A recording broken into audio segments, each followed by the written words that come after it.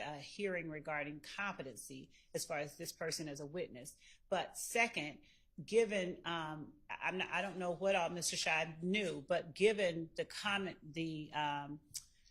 given the communication between Mr. Zachary's father and our office, right? I don't know how, and given what I was told, not yesterday, but I think day before yesterday, regarding what Mr. Zachary would and would not do and why, I don't know that I don't know how that there was no knowledge of what his involvement in this was. There was specific commentary, and I'm not saying that I don't know either. But I mean, Mr. Scheib's right. Based on the way this case has been indicted, even I mean, the RICO count seems to be something that if the state wanted to, they could indict anybody on who had any involvement in any of the crimes, even if they've already been, I mean, I don't know that, you know, at least be indicted. Whether it would hold up or not, I don't know. But so, Your Honor, as in as much as there is a concern, I assume that there is a concern regarding Mr. Zachary, I don't know, implicating himself in something that he could get indicted for. We don't have any problem asking the court to compel his testimony pursuant to the same statute that we have had to compel others. We don't have any problem doing that. All right, well, it sounds like y'all might need to get some sort of an agreement in place between yourself and Mr. Scheib. We definitely like something in writing. I mean, that's basically what you're saying, Mr. Scheib, right? Is that part of the situation. And also, I think I ought to make Mr. Scheib aware. I just want to make sure he's aware that part of the requirement for that statute is that he not commit perjury on the stand. And Mr. Zachary is currently on probation for a long period of time. And so I'm going to put that out there. That's it. All righty. Well, Mr. Scheib has been a defense attorney for more years than probably he can count anymore. And a good one, a highly experienced one. And so he'll be able to advise his client as to all of the, you know, potential drawbacks and dangers and what have you of such an agreement. Not an easy, clear-cut scenario. We're going to wade through some things. Okay. So we'll draft up that document. Okay, but considering that it sounds like it may be as early as tomorrow morning. That, I mean, I don't know. We'll have that. Doesn't sound like anybody knows yet. It's a developing kind of thing about when he might be released, but y'all need to get on that. So we'll have that drafted this afternoon for Mr. Scheib to review. And Mr. Scheib, if you want to communicate with my office about wherever we might need to be able to talk to other courts about your presence here. I have a simple way of doing it. If you issue an order me back into your court tomorrow, you know what? If you want to draft one up, I will sign it. Okay, that'll be great. We'll send it over to you in a couple hours. Great. You've got all of the addresses, right? Okay. I'll see you tomorrow. Thank you. All right. Do we need anything else from Mr. Scheib? Anybody? I don't need anything from him. If the court would indulge me what I asked right before he came in, because I have the next witness. Okay. And I don't want to. Because during the whole entire lunch break, you didn't go to the bathroom. Okay. Thank you. Okay. Well, go ahead. We've got Ms. Hilton now.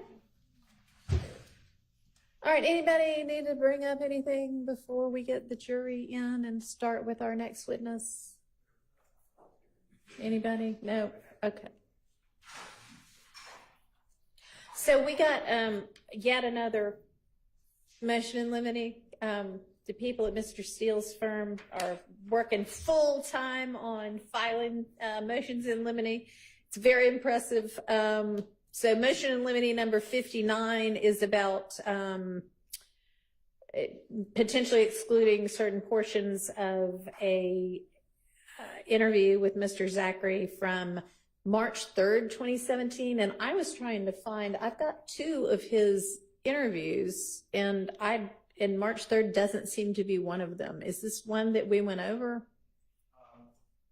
Yeah, we should have, and his 2 are August 5, 2015, Your Honor, and then March 3, 2017. Okay, well, I don't know why I have April 13th, 2017 written down, but I do. But it's the other one the only one from 2017 is March 3rd. Okay. Yes, it might be the transcription date in April. Okay.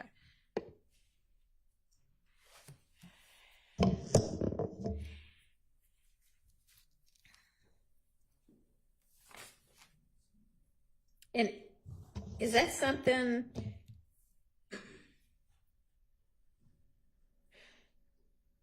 So if it's the bottom of 124 through about halfway through 127, my notes say that the state, well, all my notes says is okay, but what that meant in my shorthand was that the state agreed that they weren't going to utilize that.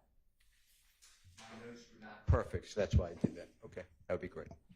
Hey, Your Honor, is that the issue we talked about this morning or something? No, this is yet another one. I don't have Mr. Steele's email, and because I was not present during. So if you want to just, I mean, I printed it out because I'm old, and you can just look at the highlighted portion and see what it is he's talking about.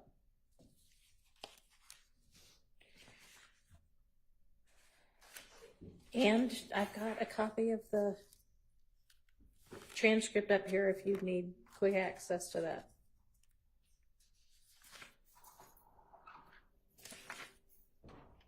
But my notes at least say that y'all said okay on that one, meaning we won't use that one. Do you need to look at the transcript? Yes.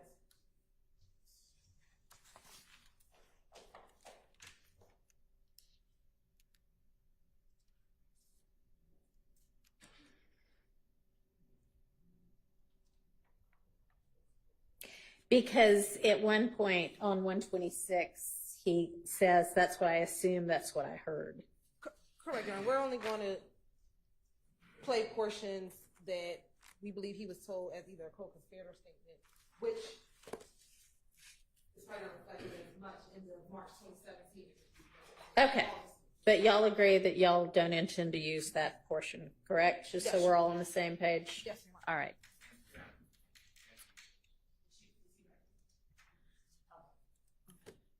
All right. We have our next witness lined up? Okay. Let's go ahead and get the jury in.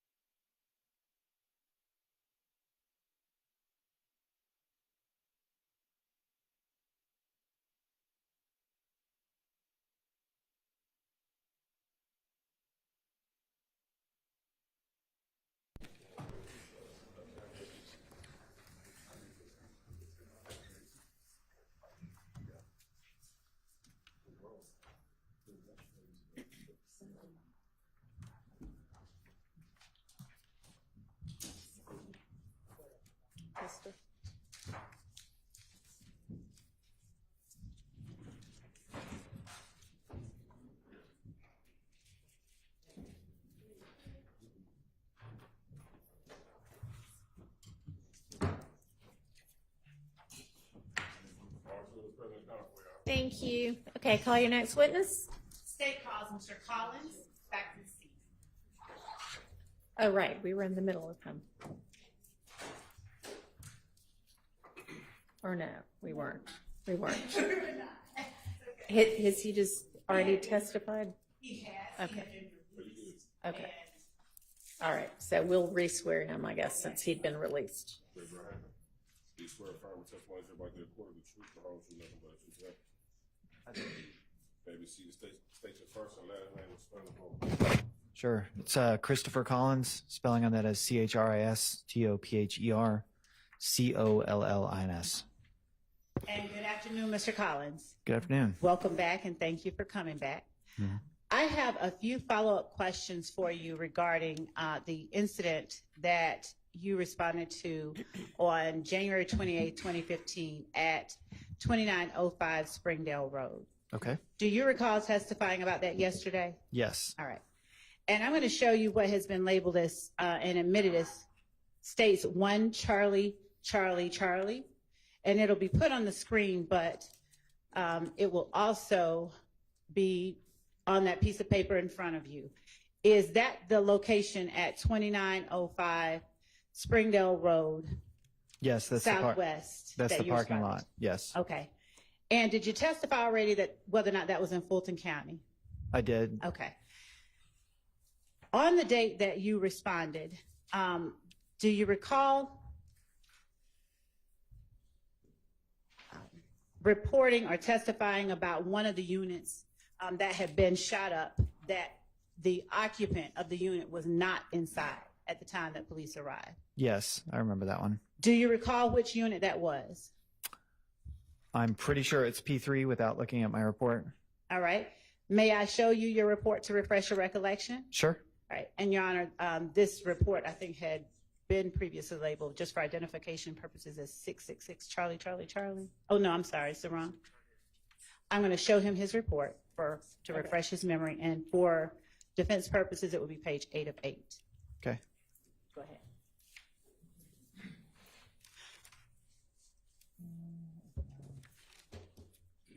Yep. Apartment P3 was the unoccupied apartment.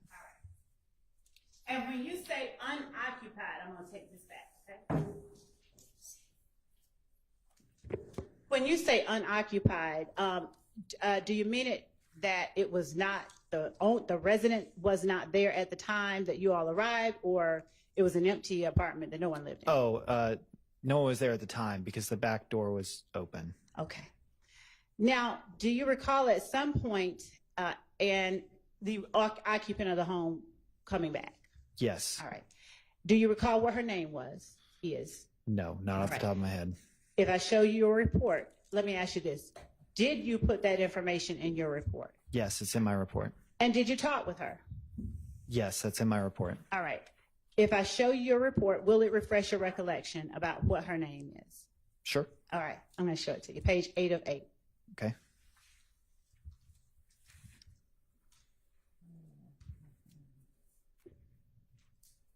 And I'll just, for brevity's purposes, point you to that last. Yeah.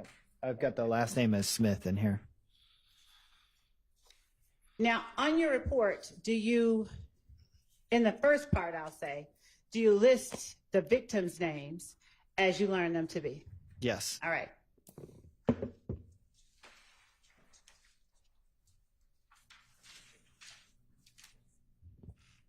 Do you recall the occupant of apartment P2? Do I recall their name? I believe that was his name, the occupant of P2. I remember the last name from yesterday when I testified. Okay, and was that Mack? Yes. Gilberti Mack? Yes. All right.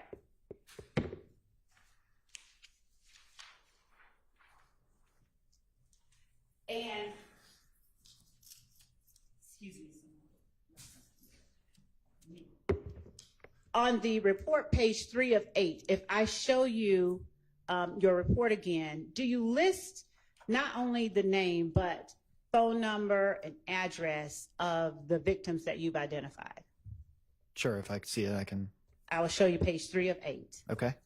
Would you look at what you've written for unit P3 and tell me if it refreshes your memory? Yep. All right.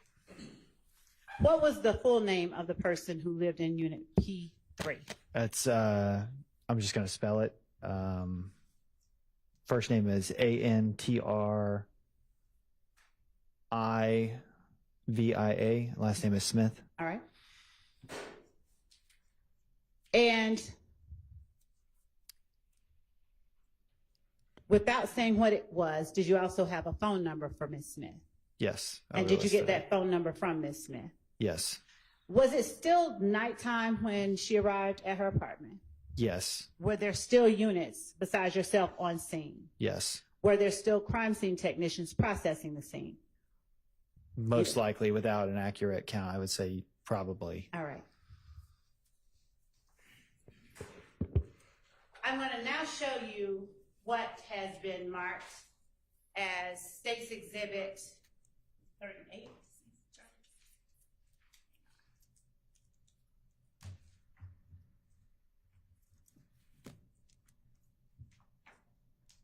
65, Charlie, Charlie, Charlie.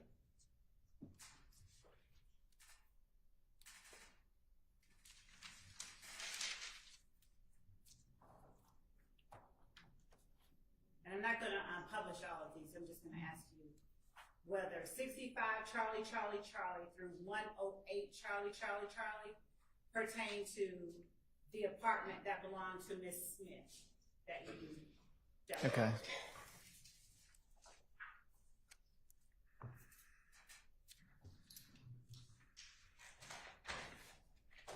Could you publish the first one?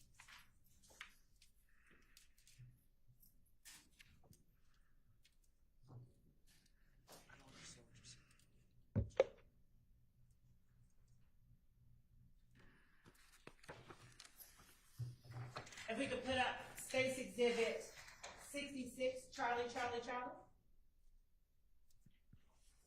Yes, those do pertain to that. That's what you were asking, right? Yes. Okay. If you would just Yeah. put it to the microphone. Those do pertain to apartment P3. Okay. Yeah. And so I'm going to put up 66, Charlie, Charlie, Charlie, and that on the screen behind you, Okay. or in front of you.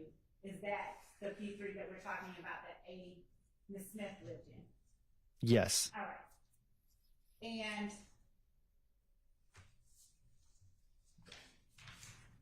do you have any independent recollection of how long you spoke with Ms. Smith while she was on scene? No. Do you recall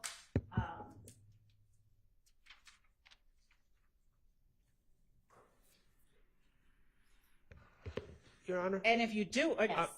may we approach? Yes.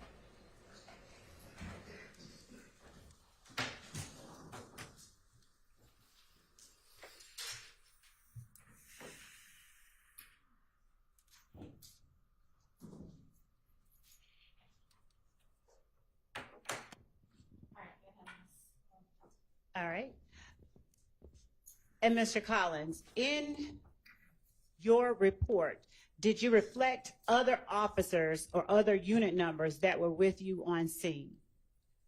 Did I write them in there? Yes. Yes. And do you recall, as you sit here today, who they were without refreshing your memory? Yes. Who were they?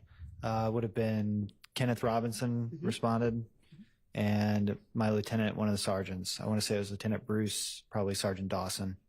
And do you recall who would have been unit or 4380 and 6161? 4380 would most likely be a support person, like a crime scene tech, and the 6 number would be a detective. Would looking at your report aid you in remembering who it was? Yeah, All right. because I might have that backwards. I'm going to give you the whole report, and you look wherever you need to in your report.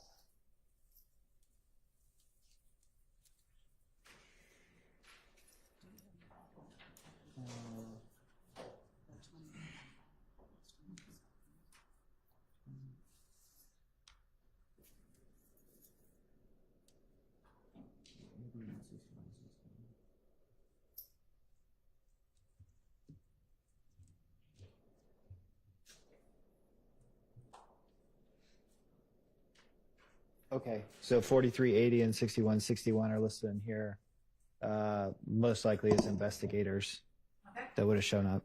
There's a 7 number that's a crime scene tech. Okay. Would you tell the jury what your responsibility as it related to those investigators that would have shown up were? And you can look through any part of your report to refresh your memory if you need to. My responsibility on scene to them is to get there and arrive to a scene and secure it, and then notify the proper authority or person to investigate the scene. And as you're on scene, when you said, did I hear you earlier testify, or did you not, that you spoke with Ms. Smith? Yes. Okay. Now, were you present when she spoke with anyone else on scene that you can recall? I mean, not that I can recall. All right. If I give you your report, might it refresh your memory? Sure. Okay.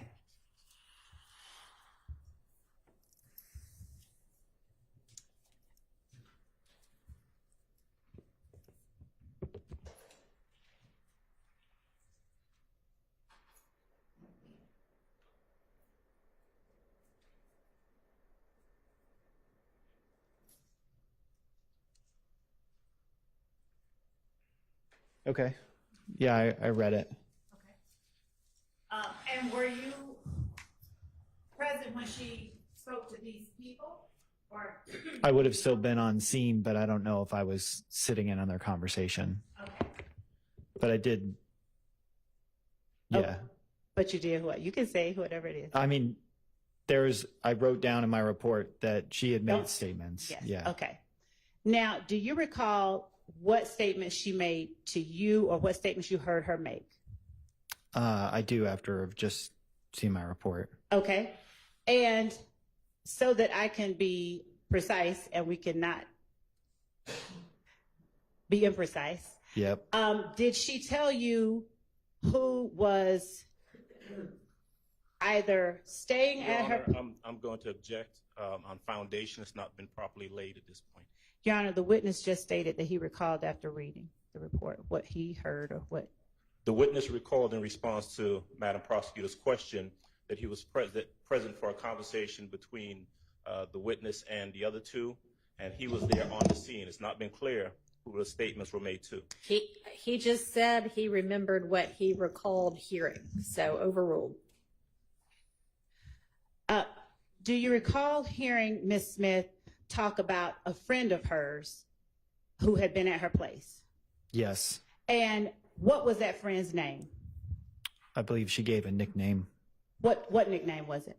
If you need to look at it again. Yes, so I don't misspeak. Okay. And just the name. I wrote in here Lil Kel. And how did you spell Kel? Kel. All right. And without going into anything else beyond, let me be very specific here.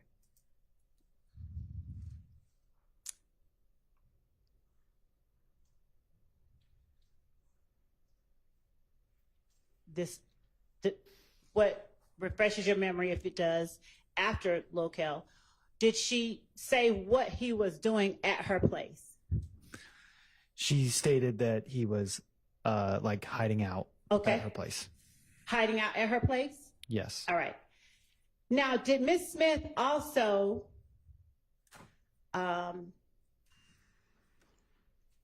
tell you, did she also mention her boyfriend's brother? Yes.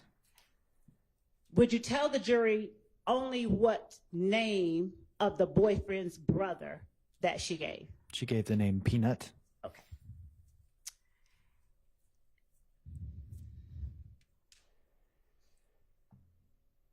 Was Miss Smith's unit the one that had the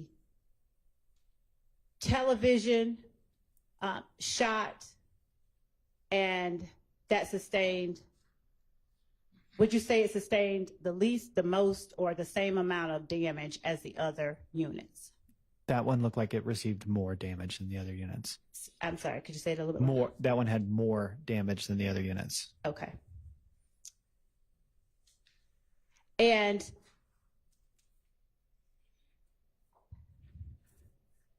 do you recall whether Miss Smith gave you any information about requests she had made of her neighbor, Mr. Mack? And if you don't, I'll let you read it. And if it still doesn't refresh your memory, that's fine. Okay. Start up here, and if it doesn't, that's fine. And starting, counselors, I'd ask him to start at the second paragraph on page 8 of 8.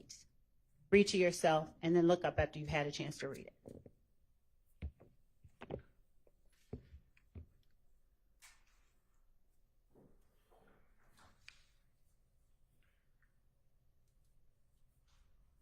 Okay. Yeah, I wrote here in the report. Don't Okay. say what you wrote in the report. Yeah. My question is, do you recall, after reading your report, whether Ms. Smith relayed to you or within hearing of you anything about requests she made of Mr. Mack? I don't remember Okay, that. all right. Now, did you list in your report the names associated with those numbers that you mentioned, those unit numbers? Yes. And would you read or find that area in your report where you list the names associated with those unit numbers? Just, you can turn on any page that you Sure. need to. Well, they're all written like in order of the Okay. apartments we went to in the narrative. All right. And so in the last paragraph, where there is unit number 4380 and 6161, are you able to say which names are associated with 4380 and 6161? Did you write that in your report? Anywhere? And you can look on other pages. Yep. I did write it down. So which names were associated with which name was associated with 4380? That's Bacon. It's an investigator. All right. And what kind of investigator is Bacon? He would have been a general investigator. And what does the general investigator do in relation to what you do? They respond to any major incident that happens overnight when all the rest of the units are not in. They're kind of like a catch-all detective. And 6161, who is that one? That last name is Curry. Okay. And is that investigator, officer? That is a gangs unit. Okay. So Now, how did the gangs unit get involved? Do you know? Without saying anything in particular. Just yes. If you don't, that's fine. it's typical to notify them in a situation like this. Okay. Without talking about what anyone said, when you say in a situation like this, are you able to explain what you mean? We had responded to several of these in the Okay. same area, In the same area? in the same part of town. Yeah. Okay. And when you say part of town, could you be any more specific? In the southern part of Zone 3. Okay.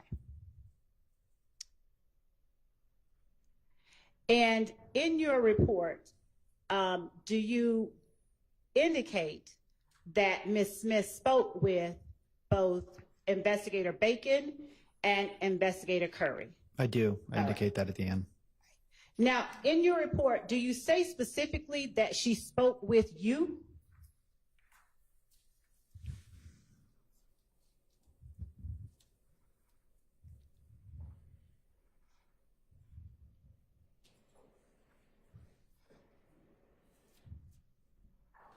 The way that I wrote it, it would indicate that she spoke with me. Okay. And it would be reasonable to say that she would have had to speak to me to get to another investigator. Say that for me one more time. It would be like normal procedure. If somebody's arriving on scene, they don't just immediately speak to a detective. They would talk to a patrol officer first who's manning the crime scene tape or doing some other kind of task. And is it customary for you, when you're on scene, for you to either point victims or witnesses to the investigators, or even relay to them information that that victim or witness has shared with you? Yes, that's normal. All right.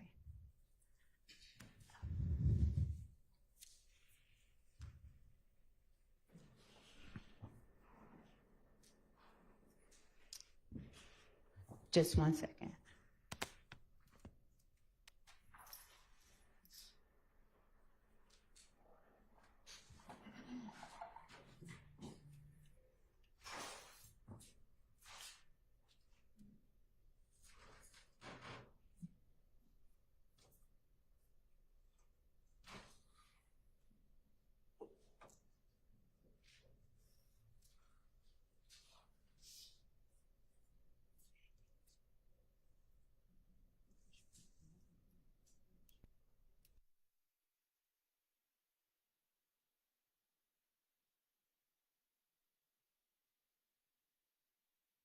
Thank you. That's all that I have for now.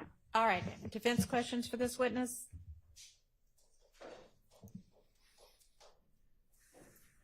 Yeah.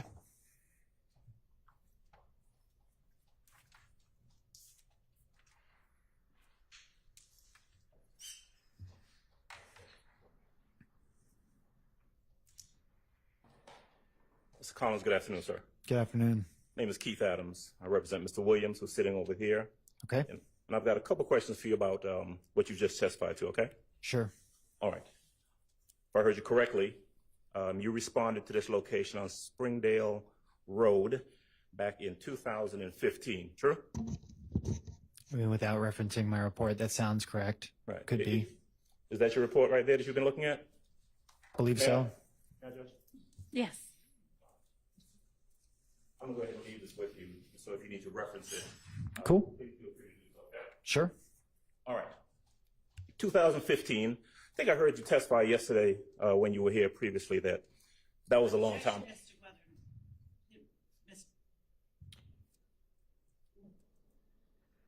A belief about what Mr. Adams. All right. I think he's just trying to call the witness's attention back, so I'll permit that. And if that's not correct, then please correct that in your answer. Did you testify previously, when you were here previously, that was about 9 years ago? That was a long time ago. Yes. It is fair to say that you don't have a clear, independent recollection of everything that happened in that investigation from 9 years ago. Sure. Almost no one would. Right. And because it was a long time ago and you need to refresh your recollection by looking at your report, true? Okay. Yes. Which is what you've been doing. Yes. Okay. You testified a little while ago about going to apartment P3 or unit P3. Remember that? Okay. Yes. And your testimony was that when you went to apartment P3, it was unoccupied. There was no one there. Correct. That is not the first place that you went to. You'd gone to other units first before you got to P3, correct? That's the order I have it written down. I mean, sure. Okay. Does that sound about right? I mean, the way I kept it organized in my report, I just went 1, 2, 3, and 4. If you were to put a GPS tracker on me, I may have moved differently. I don't know. You just don't really know for sure. We're talking about something that happened 9 years ago at 1 a.m. Right. Yeah. And of course, but we're relying upon your best memory, your best recollection from 9 years ago. True? Yeah. That's And just to be clear, I heard you mention, or you were referenced to, I guess, badge numbers, 4380 and 6161. Remember that? yeah. Those are radio numbers, not a badge number. Okay, but those radio numbers are assigned to specific investigators. Yes, but they're probably assigned to somebody else now. Right. It just changes. Back then, it was Bacon and Curry, correct? Correct. And at some point, they arrived on the scene. Correct. Would they have arrived as a result of you calling for them? Probably notifying the GI. So typically you would radio to notify a general investigator, and you would try and raise like either the general investigator would raise a gangs unit, or sometimes the lieutenant would request it. She might have done it as well. Okay. You just don't know for sure. Could have been you, could have been someone else. Sure. But it was done on scene. Yeah. And although P3 was unoccupied when you got there, at some point, this woman by the name of Miss Smith showed up, correct? Correct. Now, who got there first? Was it Miss Smith, or was it Curry and or Bacon? I mean, I'm not sure. From the way it's written, it sounds like the investigators were on scene before she arrived. Okay. And so if the investigators, Curry and Bacon, are on scene before she arrives, Okay. right, they had conversations with her, right? Objection, Your Honor, as No. to vagueness about they had conversations with her if she was on scene. Overruled. Okay. Isn't that true? Isn't that what you put in your report? That she spoke, Ms. Smith spoke to 4380 and 6161. Yeah, I wrote that she spoke to them in their Right. report. And so, do you have an independent recollection of you actually taking a statement from her before she spoke to those other two officers? I remember speaking to a woman there. I remember her making statements and what this was about. And then I remember alerting the detectives and saying, you should probably speak to this lady who just showed up on scene. I do remember that. So even though they came there before she got there, according to what you just testified, you spoke to her first and then she spoke to them? Your Honor, objection, just ask and just answer. Asked and answered, sustained. Is it fair to say that you never interacted with anyone that night named Kel? Is it fair to say I never interacted with somebody named Kel? Yeah. Yes, from the way it's written, I did not. You didn't see anyone named Kel, right? I mean, no. If you had, you would have put that in your report. I would have put what I did put in there, which was that there was somebody seen like running to a vehicle in surveillance footage. But I mean, You didn't speak to anyone named I Kel didn't that speak night. to anybody named Kel. That's correct. All right. But let me ask you something. Officer Collins, who did you end up arresting anyone for shooting at any of these units that night? No. Is it fair to say that you were not in charge of any continued investigation after your initial appearance there at the scene? Correct. All right. You don't have any information about who may have been involved, who may have done this at all that you could share with this jury, do you? Past what happened on scene? No. Okay.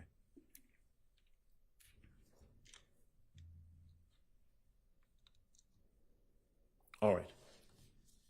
Ms. Collins, that's all I have. Thank you. Thank you. All right, anybody else? Okay, any redirect? No, Your Honor. All right, thank you for your time. You're released, excused. Released. Yes. Call your next witness. Released. Release. Thank you. Your Honor, the state calls Van and Kelly to the stand. Okay.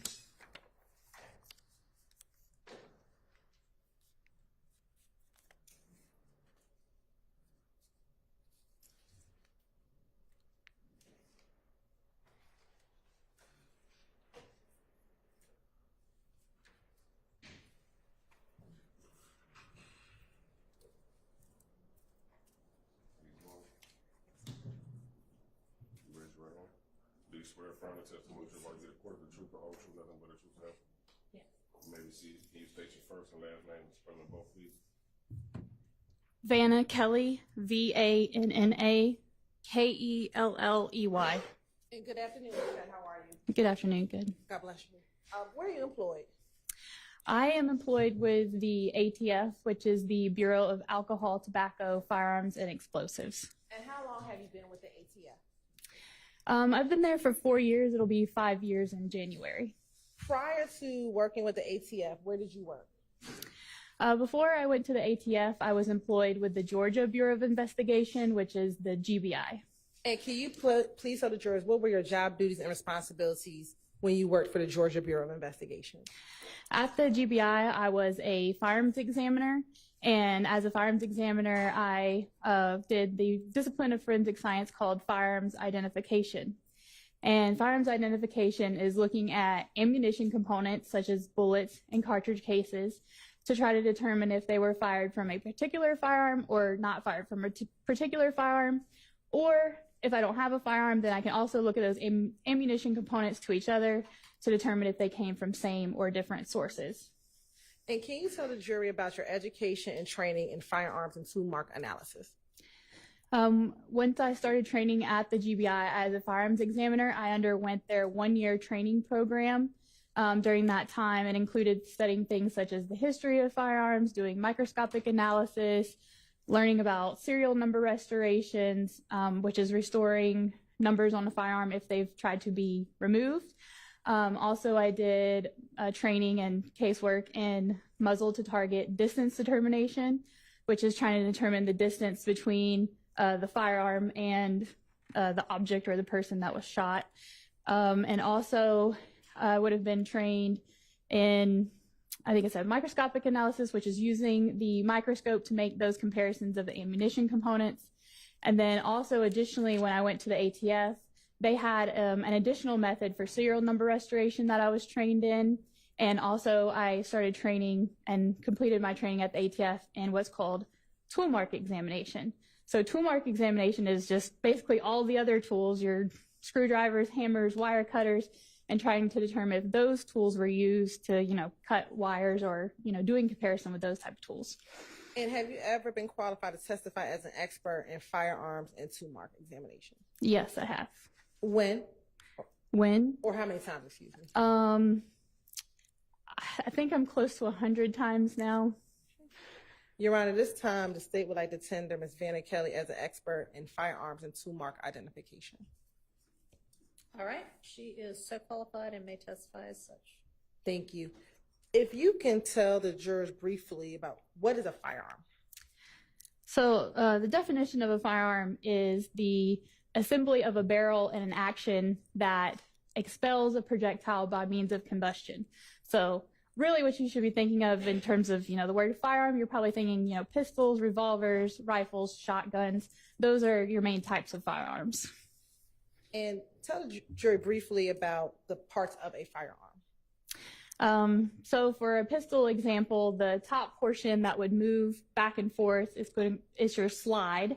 And then the slide is attached to the frame of the firearm. And then you have, some internal components such as the firing pin.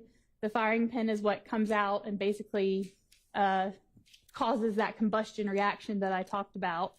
There's several parts of a firearm, and the trigger obviously being a very important part, which is the catalyst of pulling the trigger that releases the firing pin that then fires the ammunition down the barrel of the firearm. And then what is a cartridge? May I use my demonstrative aid? Can she use her demonstrative aid? Yes. Yes. Okay. So this is a large scale, they're not this large, a plastic model of what a cartridge is. So a lot of people, when they see something like this, if you're familiar with firearms or ammunition at all, you'll think, oh, this is a bullet. But when I refer to this, it would be a cartridge, meaning that it's unfired. So then the cartridge is made up of the cartridge case, which if I use the term cartridge case, that means that it has been fired. And the bullet, which is the projectile. So the cartridge, when it's fired, those two things will separate. The bullet will go down the barrel of the firearm, and the cartridge case will move rearward, and then in some types of firearms will also be ejected. So you have the cartridge case, which has the primer here on the head of the cartridge case, and that's where the firing pin will strike the primer, which ignites the gunpowder inside of the cartridge case. And as that gunpowder causes the pressures to build up inside the case, that's what pushes the bullet down the barrel of the firearm. So, interview, cartridge case, 1 unit unfired, or I'm sorry, cartridge, 1 unit unfired, and then that separates into a fired cartridge case and a fired bullet. Thank you. Now, when you receive firearms to be tested, please tell the jurors about the process used to test firearm evidence, specifically shell casings and projectile, or cartridge cases and projectiles. So the process can, differ based on the type of evidence that I have. In general, so if I receive a firearm in the case, I will need to create test fires from that firearm. So at the forensic lab, we'll have a large metal water tank that's full of water, and then there's a port on the front of that box that I will stick the firearm at that port, and as I pull the trigger, the bullet is traveling into the water of that box, and the water helps to slow that bullet down. So after I'm done test firing, I can collect the bullets from the water tank. So now I have samples that are known to have come from that firearm I just shot. And also at the same time I'm shooting it, it's, ejecting, or otherwise I can collect the cartridge cases as well. So I can take my firearm, test fire it, and then have known samples of the cartridge case and the bullet from that gun. And also then I can follow through with, looking on my microscope at 2 cartridge cases side by side, or 2 bullets side by side, to try to make a determination on whether they were fired from that gun or a different gun, or the same gun, maybe a second gun. And tell you just briefly about that process of examining cartridge cases under the microscope to determine if they're fired from the same gun or different gun. Mm-hmm. So the first thing that I'm looking at when I start like a cartridge case comparison is what's called class characteristics. Class characteristics are predetermined by the manufacturer, and they indicate a restricted group source. So an example of a class characteristic would be if you go out to the parking lot and you're looking for a blue Ford F-150. So the color blue, that it's a truck, that it has the badging of the Ford F-150. Those are all class characteristics you're using to help narrow down what you're looking for. So you're not going to look at the red Chevy Corvettes because that's not within your class group. So for firearms, we can start with the same base level and say, okay, well, I can see these certain characteristics such as the caliber. If, I have 1 caliber, there could be certain other calibers that I don't even need to look at because they're not the same class characteristics. And then the second level is called individual characteristics. So if I have a grouping now of class that are the same, I have to move on and say, okay, but within that class, are they fired from the same firearm? So those are individual characteristics. The individual characteristics from a firearm are created incidental to the manufacturing process. So that's the imperfections and irregularities on the surface of the gun, that as this ammunition goes through the gun, it's picking up those microscopic details. So then that's what I'm looking at on the scope, is the microscope, to determine, is it an identification, which means same source, an elimination, different sources, or sometimes we don't have enough information and that's an inconclusive result. Are you able to tell in your testing if a particular projectile and a particular shell casing were once one completed cartridge? No, what we typically are doing is looking at cartridge case to cartridge case and bullet to bullet. So there wouldn't be a time that I would have looked at the cartridge case and the bullet together to try to determine if they were once one piece of ammunition. Now, at the GBI, when you were working at the GBI, as a firearms examiner, did a firearms examiner have to have the results of their examinations verified? Yes. If you can tell the jurors about that verification process. So we had what I'll refer to as a primary examiner who is assigned to work the case. So the primary examiner would do their workup of all of the evidence, and then the person who is called the verifier has to then also take the evidence and microscopically look at it and reach their own conclusions about same source, different source firearms. So that's what the verifier would also additionally look at the evidence microscopically, and then, you know, if needed, discuss with the primary examiner, and then move on with the case after that. And as a verifier, do you have to come up with your own independent conclusion regarding the examination? Yes. And when you were at the GBI, could the primary examiner release a report without having their testing verified? No. So for a case to be released, it would have to be verified and then peer reviewed. And once it passed those steps, then an official report could be released. And what's the distinction between verification and being peer reviewed? So verification would be, like I said, the microscopic looking at the evidence. And from what I recall, the peer review process was looking over the documentation of the case file to make sure that everything was aligned for the case file. I want to draw your attention to DOFS case number 2015-1001545. Did you serve as the verifier of that DOFS case number? Yes, I did. And who was the firearms examiner, or the primary firearms examiner? The examiner's name was David Voss. And did the GBI receive items to be tested? Yes. Your Honor, permission to approach? You may.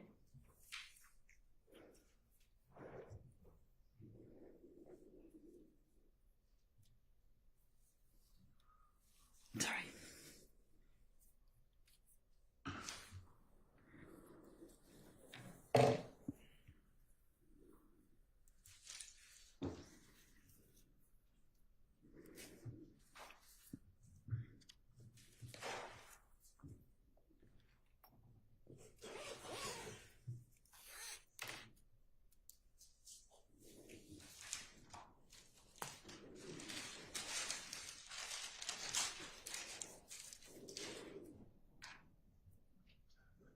So I'm going to first show you what's been previously admitted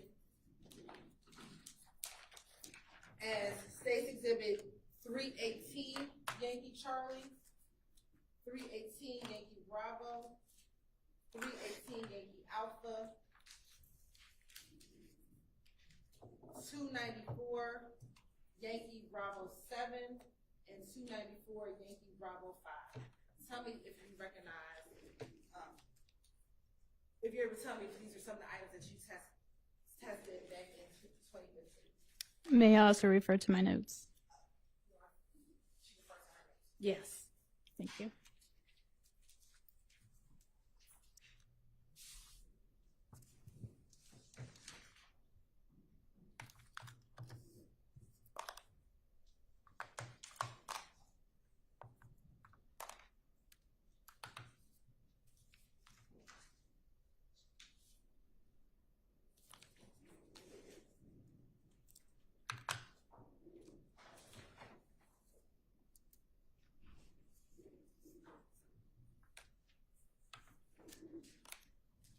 Yes, I can recognize these items as bearing the GBI case number, which is in my documentation, as well as the item number listed from the GBI as well. And are those some of the items that you verified from what David Voss did? Yes.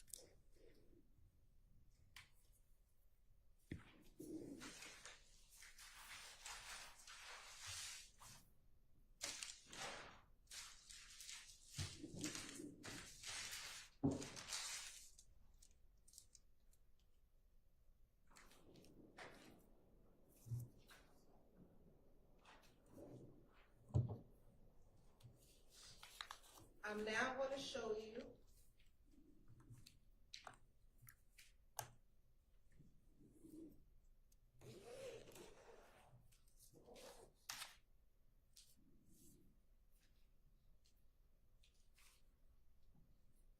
what's been admitted as State's Exhibit 294, Yankee Bravo 11,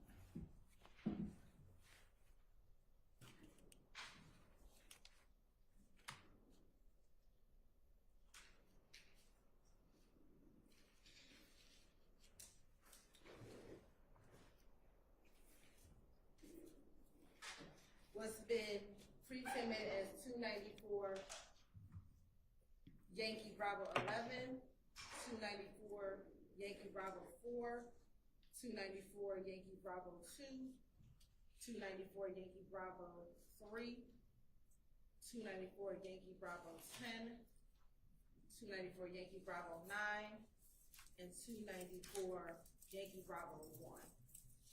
Tell me if you recognize those items.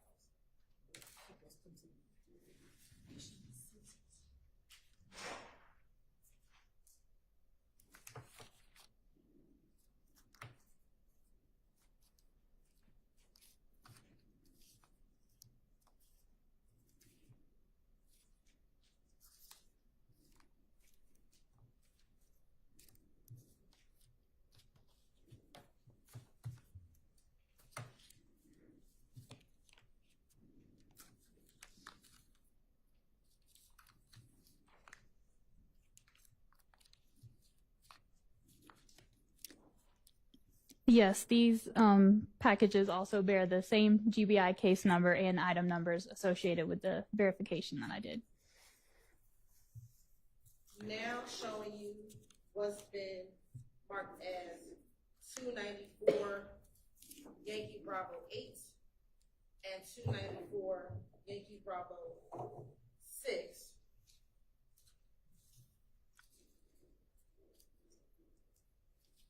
Some do you recognize those?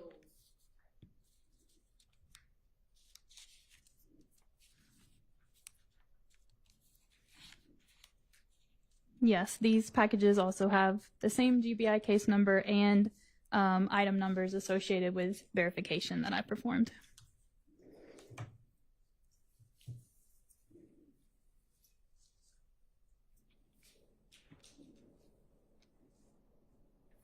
Now showing you what's been already admitted as Exhibit 294 Yankee Alpha 24, 294 Yankee Alpha 25, 294 Yankee Alpha 26, and 294 Yankee Alpha 27. Tell me if you recognize those items.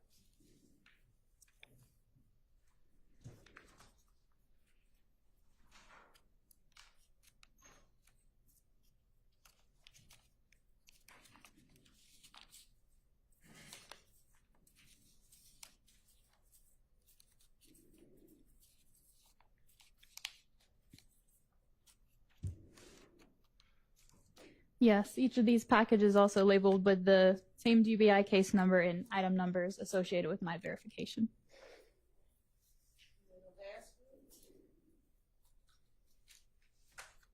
I'm showing what's been admitted as 294 Yankee Alpha 23, 294 Yankee Alpha 22, 294 Yankee Alpha 21, and 294 Yankee Alpha 20.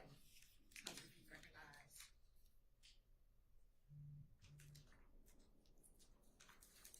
those items?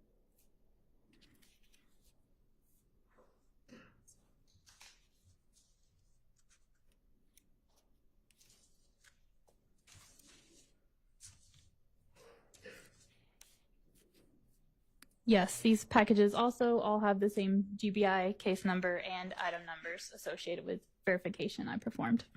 And when we talk about the item number, what are you referencing? So each of the packages have the item number that was assigned at the GBI. So that would be a different number than what she's calling off. It would be a GBI association number. And in order to complete your testimony, is it easier to identify it using the GBI item number? If that's possible, that'd be great. Okay. What I would ask for you to do is, as you identify them, use both the GBI number and the state's exhibit number. Can you do that? For every time I refer to it, or the first time? The first time and when we group them together. Okay. All right.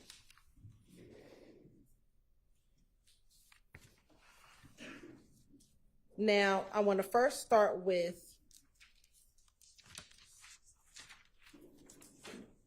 your GBI item number 2A, 2B, 2C, 5B06, and 5B08. Do you have those? Yes, ma'am. All right. If you can first identify 2A, what exhibit number is 2A? GBI number 2A is State's Exhibit number 318 Yankee Bravo. And are you able to open up that particular exhibit? Yes. And then I'll ask you to go to 2B. And you can keep it open. I'll have you show it at the end when you finish opening up all three of those. Okay.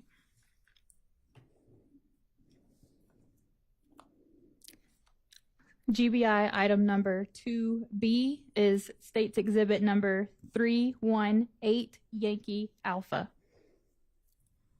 And looking at State's Exhibit GBI number 2C. GBI item number 2C is State's Exhibit number 318 Yankee Charlie. And looking at GBI number 5B06.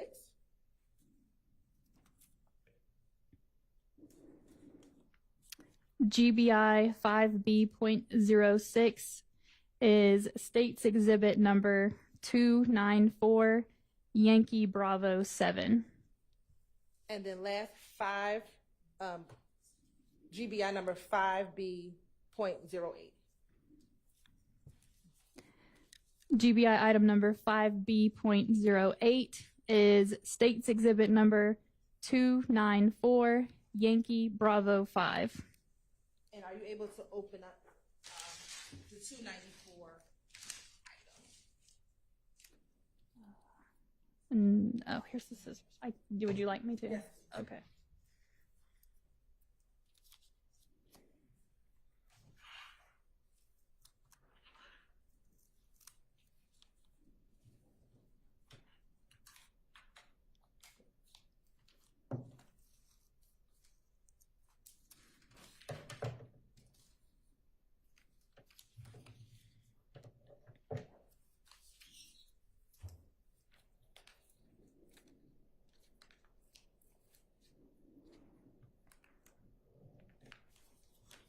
Now, looking at 2A, GBI 2A, 2B, and 2C, where did these items come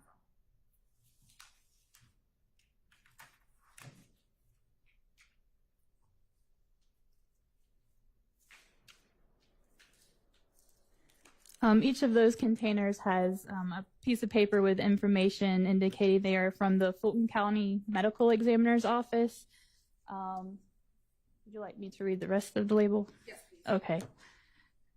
And I can refer to it by GBI number now? Okay, thank you. So GBI item number 2A has a Fulton County Medical Examiner case number associated and an Atlanta PD case number written on this tag, as well as the name Donovan Thomas and the medical examiner's name. It has handwritten, maybe I shouldn't read it because it's doctor handwriting, but it appears to say right lateral, and the rest is illegible to me. It also has a date of 1/11/2015 and says next to that 026 and then a B and an M.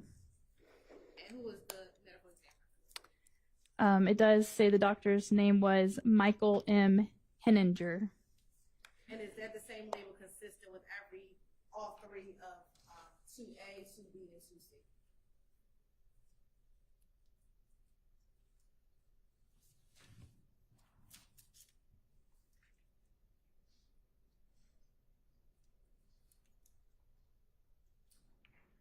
Yes, but the handwritten information as to locations within the body is handwritten, and that information varies per box.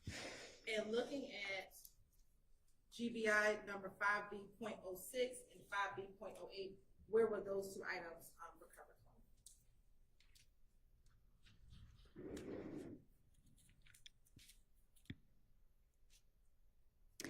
I can only read from the GBI label that it was submitted by the Atlanta Police Department. And is that the same for 5B08 as well? Yes, 5B08 was also submitted to the GBI by the Atlanta Police Department. And were you able to do any testing regarding those 5 items? Yes, I did. And what was the testing and what were the results? So for these, they are, I guess, varying degrees of fired bullets, meaning some of them appear to be portions of fired bullets or, because they can fragment and break off, etc. But for these, I did do a comparison to try to determine if they were fired from the same firearm. And I was able to determine that all 5 of these were fired from the same firearm. Okay. And were you able to verify the types of firearms or potential list of firearms that those items could have been fired from?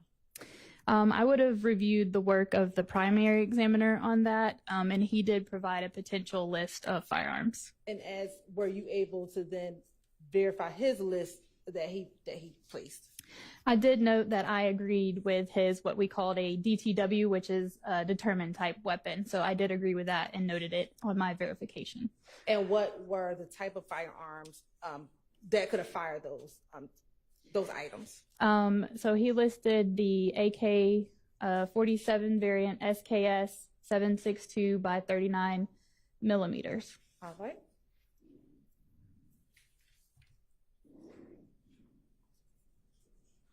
Now I want to go to our second round.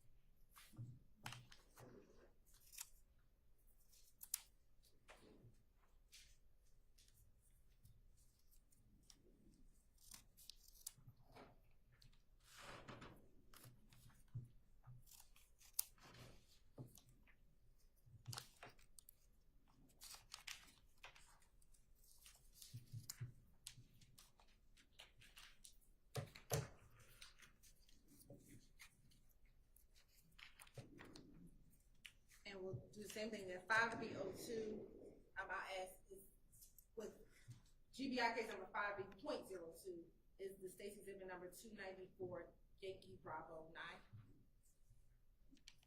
Yes, it is.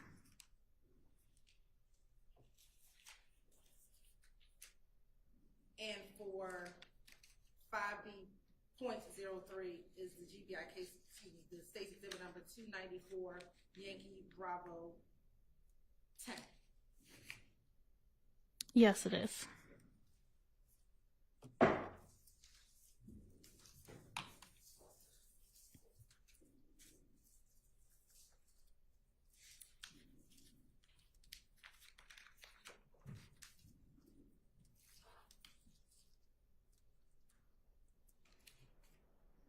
.04 is the State's case number 294 Yankee Bravo 3. Yes, it is.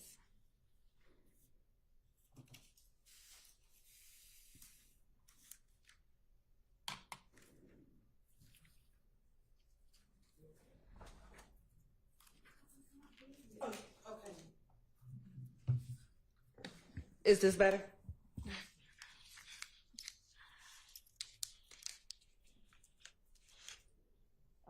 For 294 Yankee Bravo 1, is it 5B.01?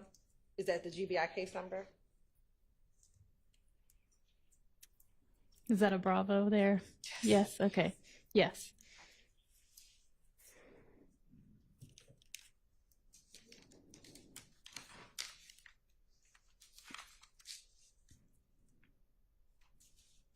For GBI case number 5B.10, is it 294 Yankee Bravo 11? Yes, it is. And then for the last one, this grouping is 5B.07, 294 Yankee Bravo B4. 5B.07 GBI is, yes, 294 Yankee Bravo 4.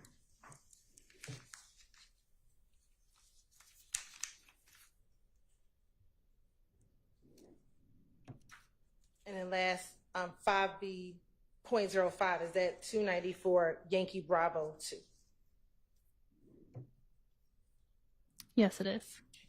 And if you can tell Jory, what, if any, comparison analysis were you able to do for this group of exhibits?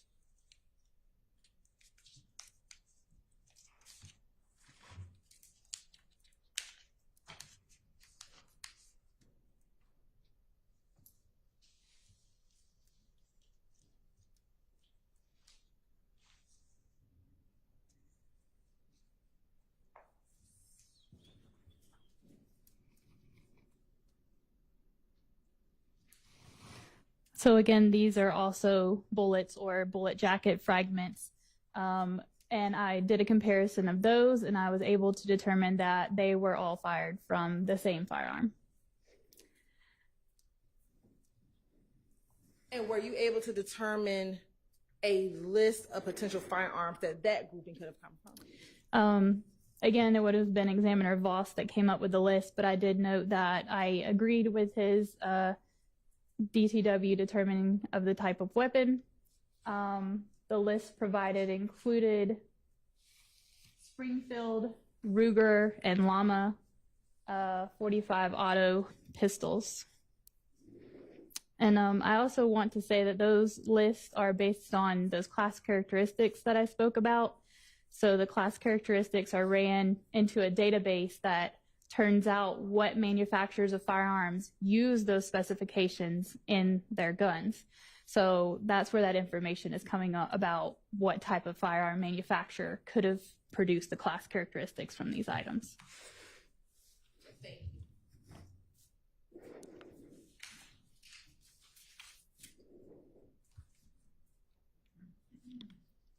Now vote the third group, that's the 5B09 and 5B11. GBI 5B.09 is Stakes Exhibit 294 Yankee Bravo 6.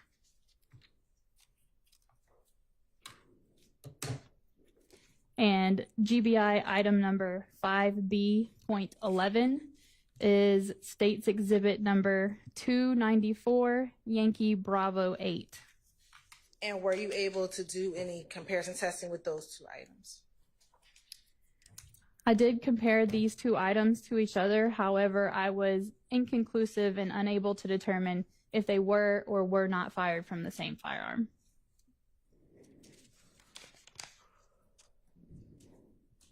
And what's contained in those two exhibits?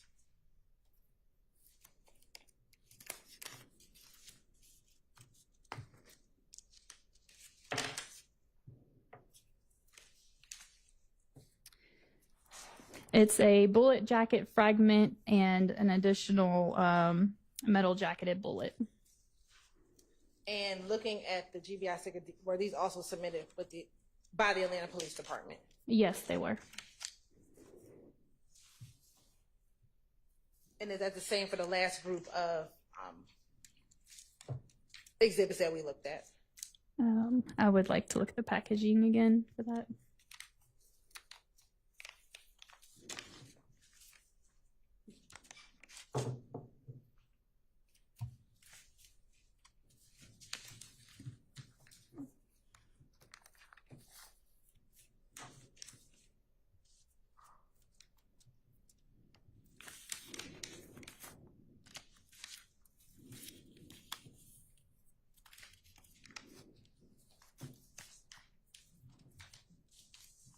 Yes, even though each of those packages were also labeled as being submitted to the GBI by the Atlanta Police Department. Now to open up the grouping 5A02.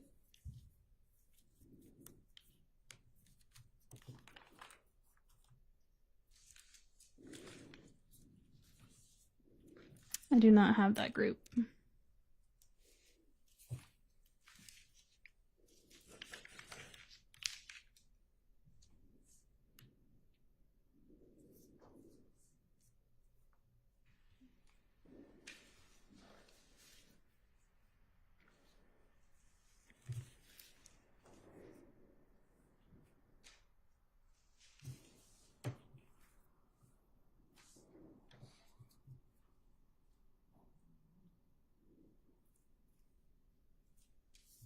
I believe this one. Well, we'll start with the 5A11 and 5A18. Okay, so we do have the 5A02 group. I do have 5B.02. That's what we're just gonna. We'll start with 5A11 in the 5A14 group. Okay.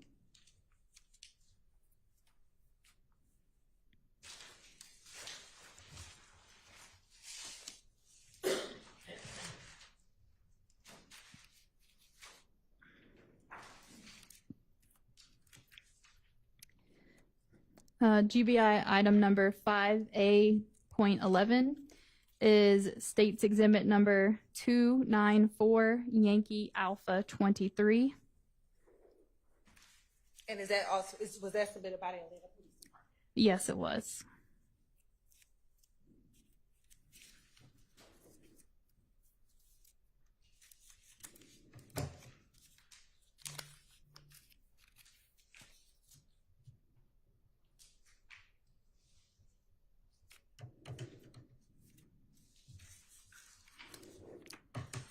GBI item number 5A.14 is State's Exhibit number 294 Yankee Alpha 22, and it also indicates it was submitted by the Atlanta Police Department.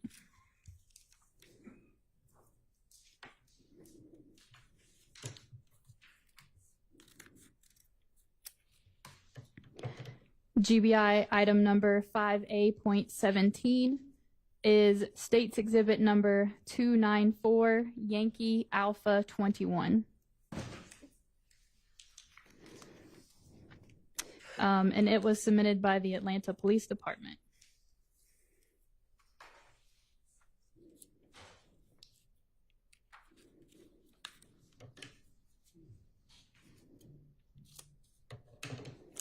GBI item number 5A.18 is State's Exhibit number 294 Yankee Alpha 20, also submitted by the Atlanta Police Department. And were you able to do comparison testing on these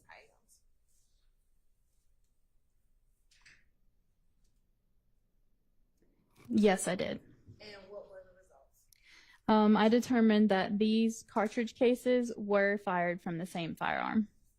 And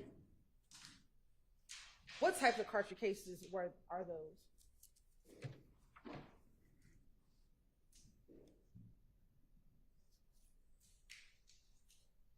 These are 45 auto caliber cartridge cases. And were you able to determine from this group a potential list of firearms that these could have been fired from? May I refer to Examiner Voss's report? Okay, thank you.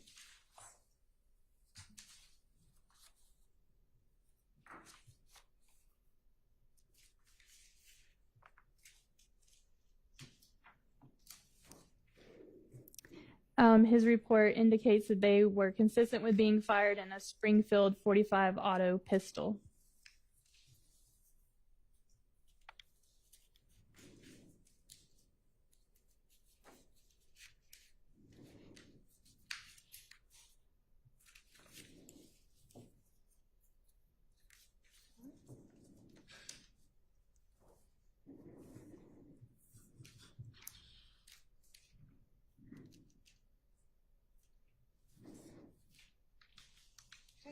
I'm going to hand you the group beginning with 5A.10.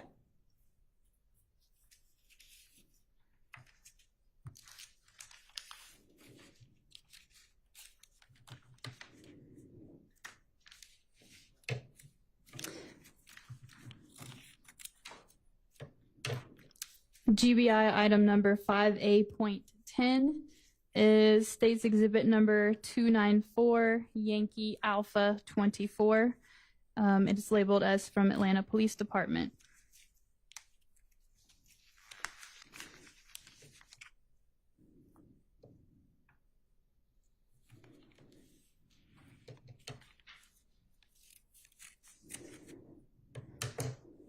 GBI item number 5A.13 is State's Exhibit number 294, Yankee Alpha 25. Also labeled as from Atlanta Police Department.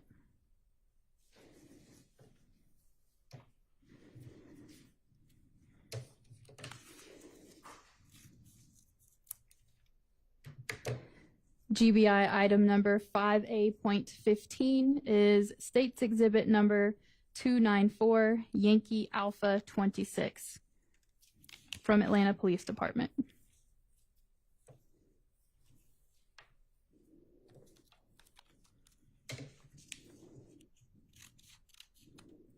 And GBI item number 5A.16, the label indicates Atlanta Police Department submission, and that is State's Exhibit number 294, Yankee Alpha 27.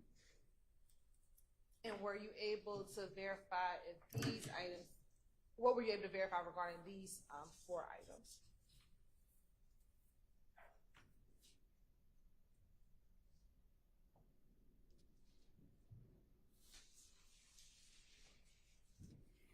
I determined that these were all fired from the same firearm. And were you able to come up with a list of what firearms these shell cases could have been fired from?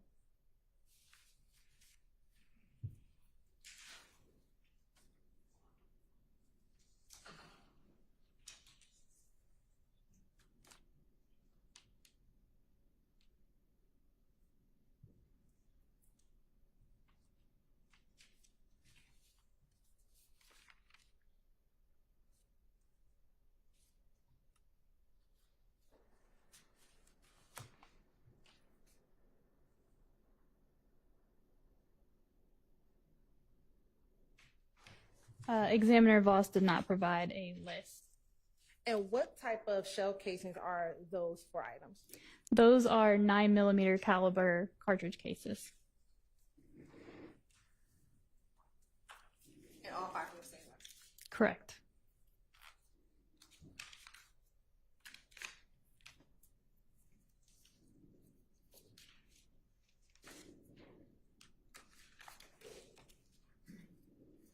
Ms. Hilton, just for terms of break, are you going to need much longer with this witness? It's fine if you are. Just wonder if we should. We can take a break because I have another large piece. Okay, let's take a break, and then we'll come back and continue with this witness.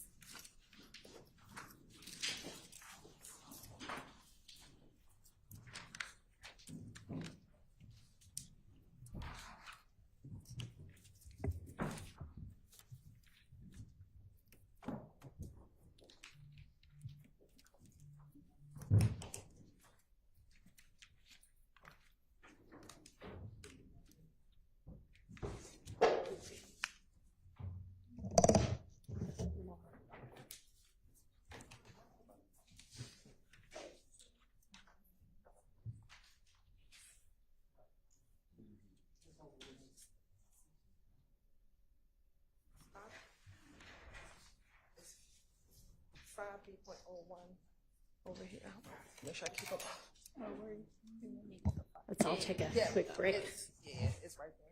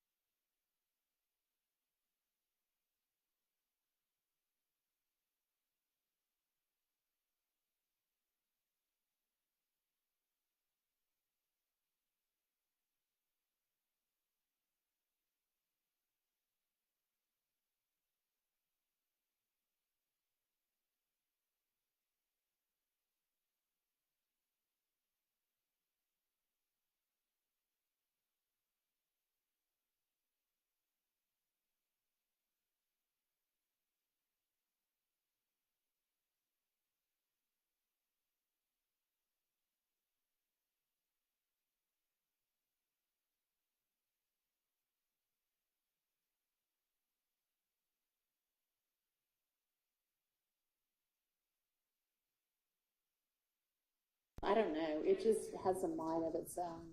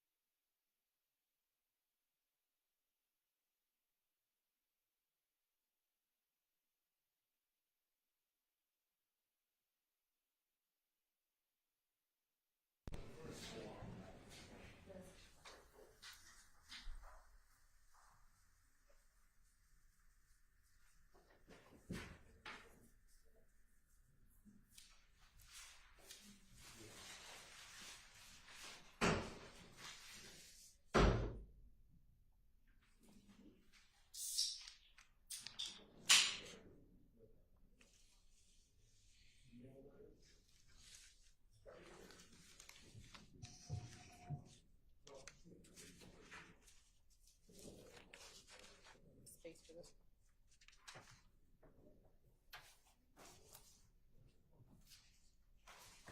Cold in here now. It's cold in here now. I just turned it up a little bit. It's almost 70. It feels colder than what almost 70 was this month. I don't even get it like this. Even back here. But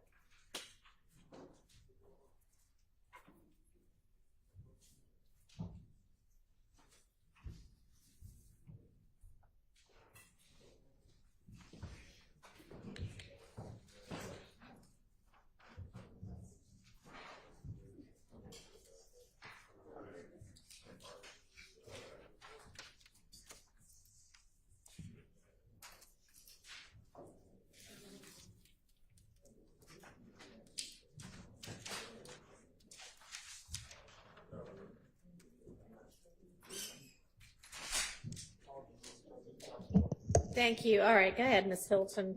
Thank you. Now, we found that 5A group. If you can start with this first batch and identify both the GBI case number and the state's exhibit number.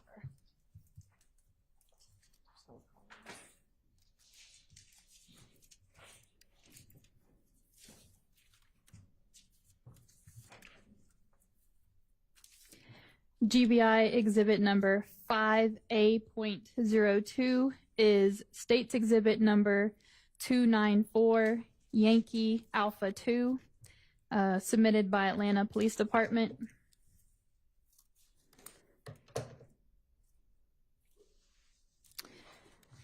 GBI item number 5A.01 is state's exhibit number 294 Yankee Alpha 1, Atlanta Police Department.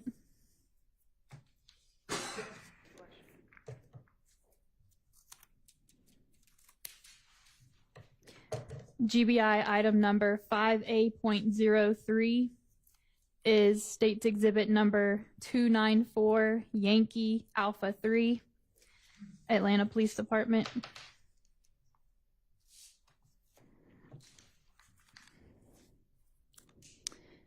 GBI 5A.04 is state's exhibit number 294 Yankee Alpha 4, Atlanta Police Department.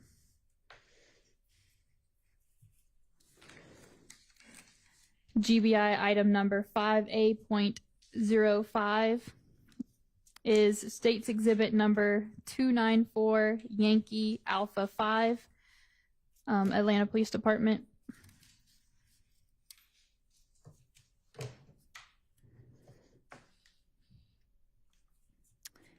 GBI item number 5A.06, submitted from Atlanta Police Department, is state's exhibit number 294 Yankee Alpha 6.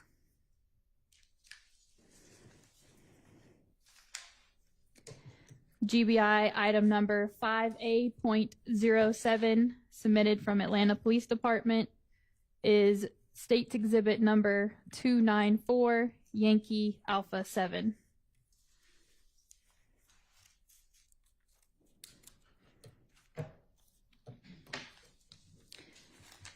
GBI item number 5A.08, submitted from Atlanta Police Department, is State's Exhibit number 294, Yankee Alpha 8.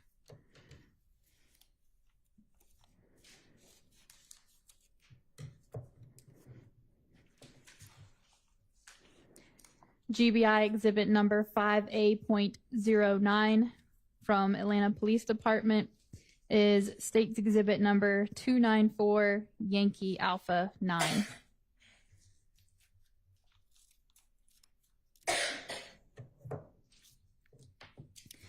And State's Exhibit GBI item number 5A.12 is from Atlanta Police Department and is State's Exhibit number 294, Yankee Alpha 10.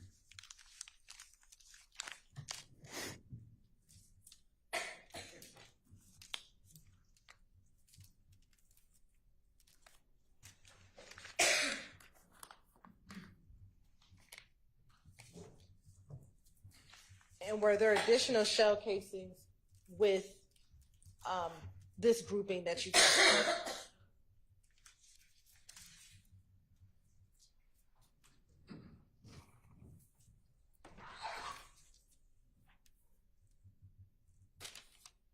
Yes.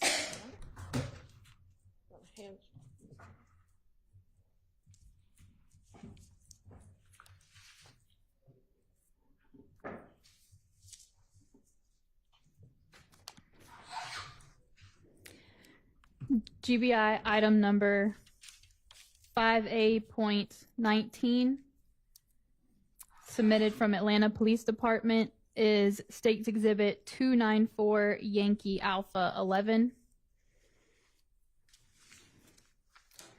GBI item number 5A.20, submitted from Atlanta Police Department, is State's Exhibit number 294, Yankee Alpha 12.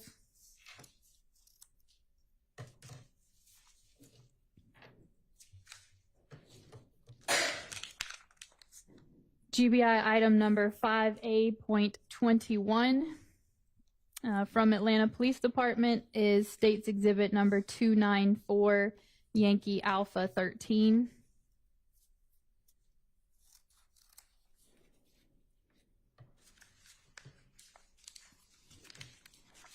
GBI item number 5A.22 from Atlanta Police Department is State's Exhibit number 294, Yankee Alpha 14.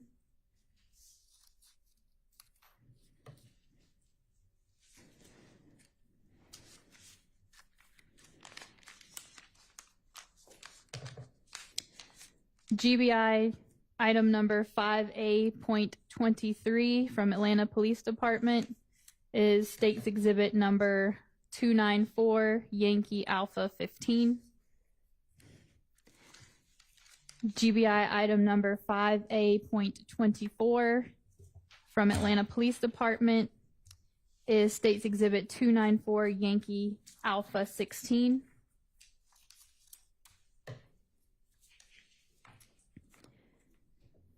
GBI item number 5A.25, submitted from Atlanta Police Department, is State's Exhibit number 294, Yankee Alpha 17.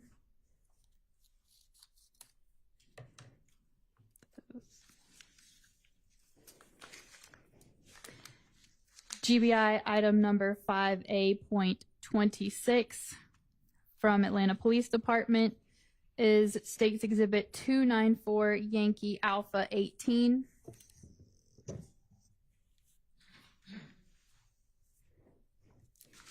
And GBI item number 5A.27 from Atlanta Police Department is 294, Yankee Alpha 19.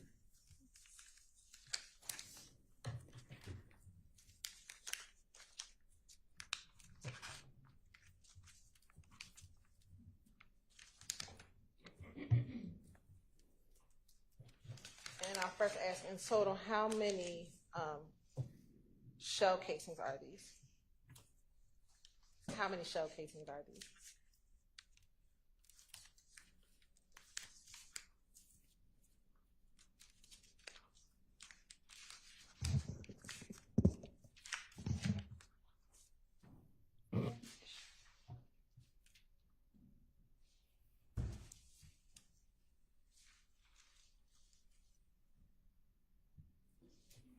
There are 19 in front of me, and give me a second and make sure with my worksheet that that aligns with the number that I looked at as well.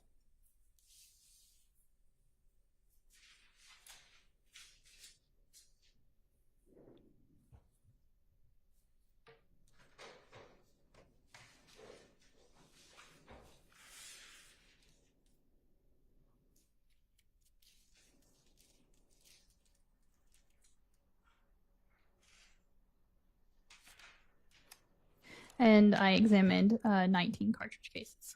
And, 19. and what were the results of testing those 19 items? I determined that these 7.62 caliber cartridge cases were fired from the same firearm. And was there a list of potential firearms that those could have been fired from? May I refer to Examiner Voss's report?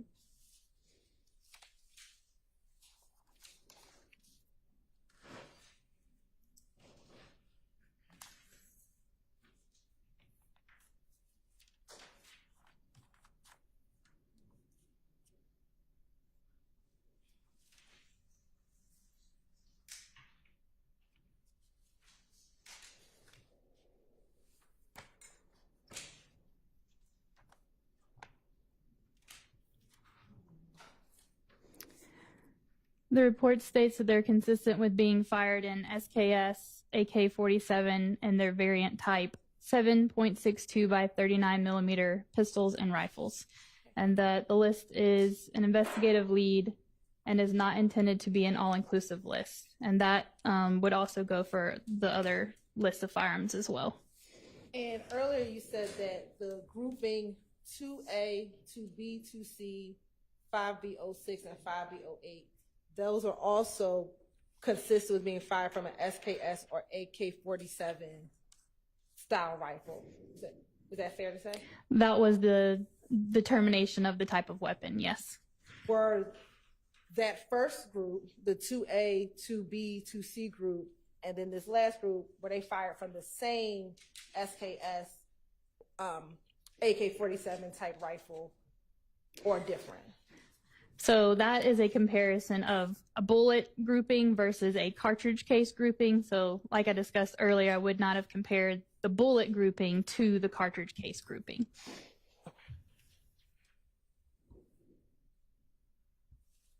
Now, did you have the occasion to test any firearms in this case? I did do a verification of one firearm to a grouping of cartridge cases to determine if that firearm fired those cartridge cases. And did you have an identification number, a GBI identification number for the firearm that you tested? The item number from the GBI for the firearm that I verified was item 1A, and it was also under a different case number than the one we've been referencing throughout this, and that case number was 2015-100-2121. And do you know what type of gun that was? I would have to refer to Examiner Voss's report. Would that help refresh your memory? Yes. Okay.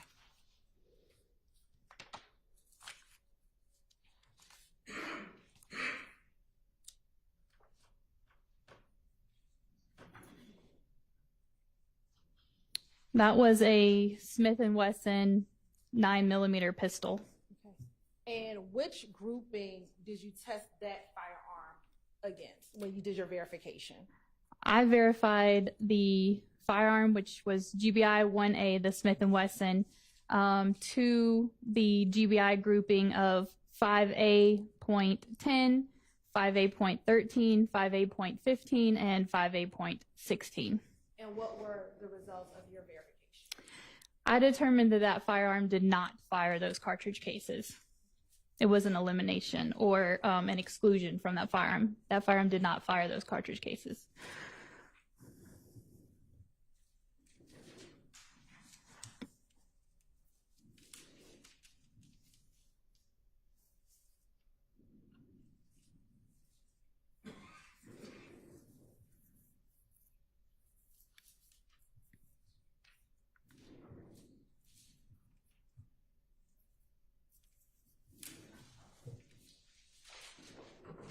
doing the verification, what would have been your next step, if any? I know that I also was the peer reviewer on this case, so I would have served as the peer reviewer, which, like I said, it was the primary examination, then verification, then peer review, then the release of the official report. So the next step after I verified it would have been to look over the documentation of the case file. And did you do that in this case? Yes.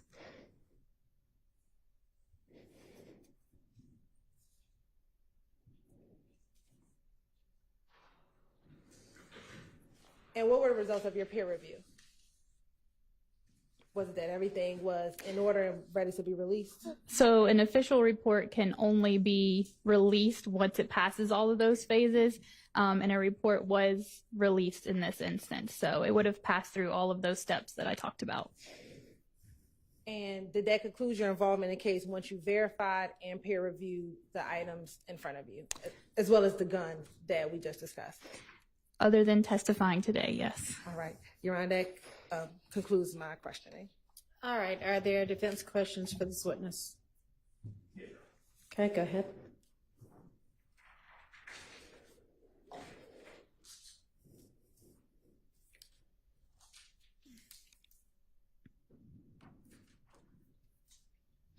Kelly, good afternoon, ma'am. Good afternoon.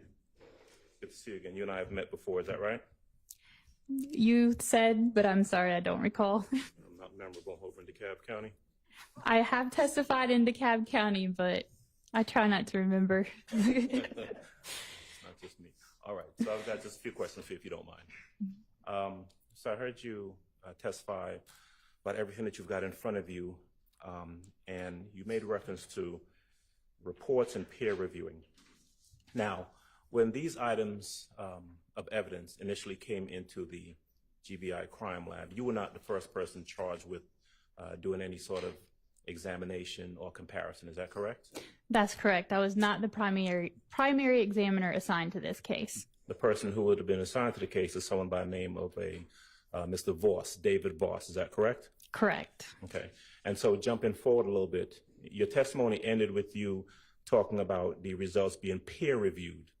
Are we talking about any examination or comparisons that you did were peer reviewed, or are we talking about Mr. Voss's results being peer reviewed?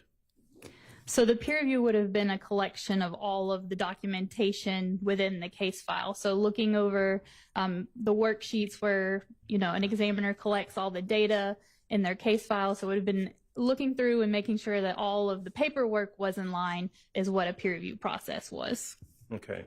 And so in terms of determining, and I heard you refer, when you're talking about the different categories, the types of guns that those items could have been fired from. You had a list of names, different types of guns.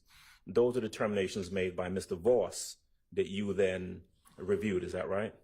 Yes, I do have noted in my verification record that I agreed with his determination of the type of weapon. Okay. So am I correct that these items of evidence, everything that's in front of you, came into the GBI crime lab somewhere around January the 13th of 2015? Does that sound about right? May I refer to the report from Mr. Voss? Absolutely. Thank you.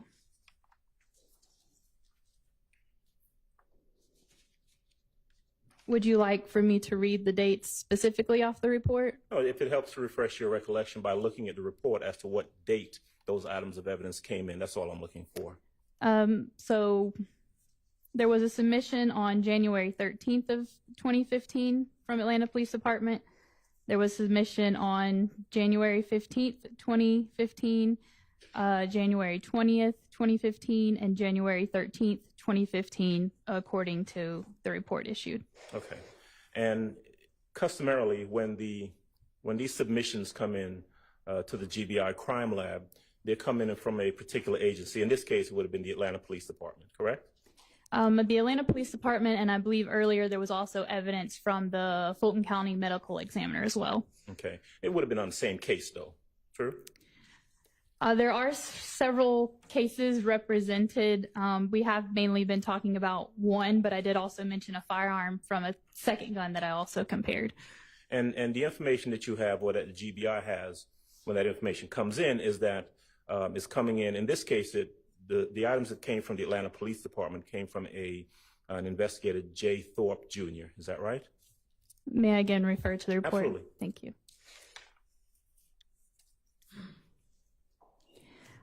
Jay Thorpe Jr. is listed on the report by Mr. Voss as the requester. And as these items came in, it made reference to case individuals, and specifically it made reference to a victim, the victim's name being Donovan Thomas. Is that right? The name Donovan Thomas is listed as a victim on the GBI report issued by David Voss. And that information, the case individuals, information submitted by Investigator Thorpe, also has 2 subject names, correct? Yes, it does. One is Quintez Griffin.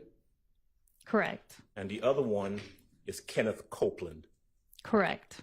And those are the subjects listed on the request for evidence examination or testing that was submitted by Jay Thorpe Jr. back in January of 2015.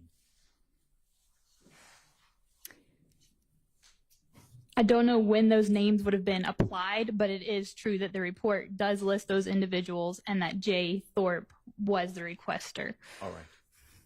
Ms. Kelly, that's all I've got for you. Thank you. Thank you. Mr. Sharp?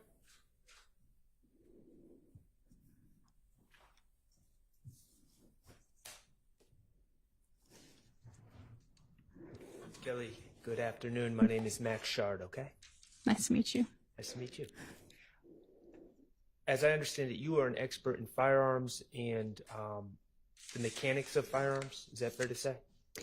More so the microscopic comparison of things, but I also am trained in, how they work and how that leads to the microscopic markings as well. Okay. And I believe that I want to make sure I'm clear on this. Can you just describe in layman's terms what happens when someone was say I pull the trigger of, we'll say, a handgun, let's say a 40 caliber semi-automatic handgun? Okay, sure. Could you explain the mechanics that lead to the firing of a projectile? Yes. So in this instance, we have a 40 caliber handgun, a pistol. So one of the parts of a firearm can be a magazine, which is somewhere where you can load those 40 caliber pieces of ammunition, your cartridges, into that magazine. And then the magazine can be inserted typically into the butt of the firearm. And I'll use my hand here. So the magazine will be loaded into the bottom of the frame of the firearm. And then that magazine has cartridges in it, but in order for the cartridge to be pulled from the magazine and loaded into the chamber of the firearm, you need to retract the slide of the firearm and then let it go forward again. And as that slide goes forward again, that's what picks up the cartridge from the magazine and chambers it into the firearm.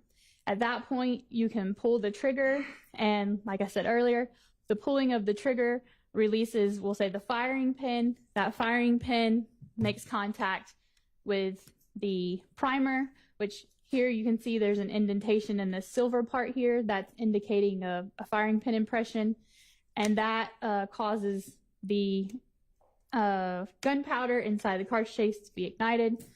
That's when the bullet starts traveling down the barrel of the firearm. The cartridge case may be ejected if it's a type of firearm that will eject your cartridge cases. And then if there's more for the next shot, if it's a semi-automatic pistol, you would need to pull the trigger again to do your second and third shots. So those subsequent shots, again, the slide would move rearward and pull the next cartridge with each shot from the magazine. Thank you, Ms. Kelly. Now, I want to go back to the gunpowder. Gunpowder is made of potassium nitrate, charcoal, and sulfur, correct? The best I recall, yes. Okay. Would you agree that the mechanics of the propulsion of the projectile, there's several phases once that firing pin hits the primer, correct? I'm sorry, could you restate that for me? First, it's ignited, correct? The the firing pin hits the primer and ignites.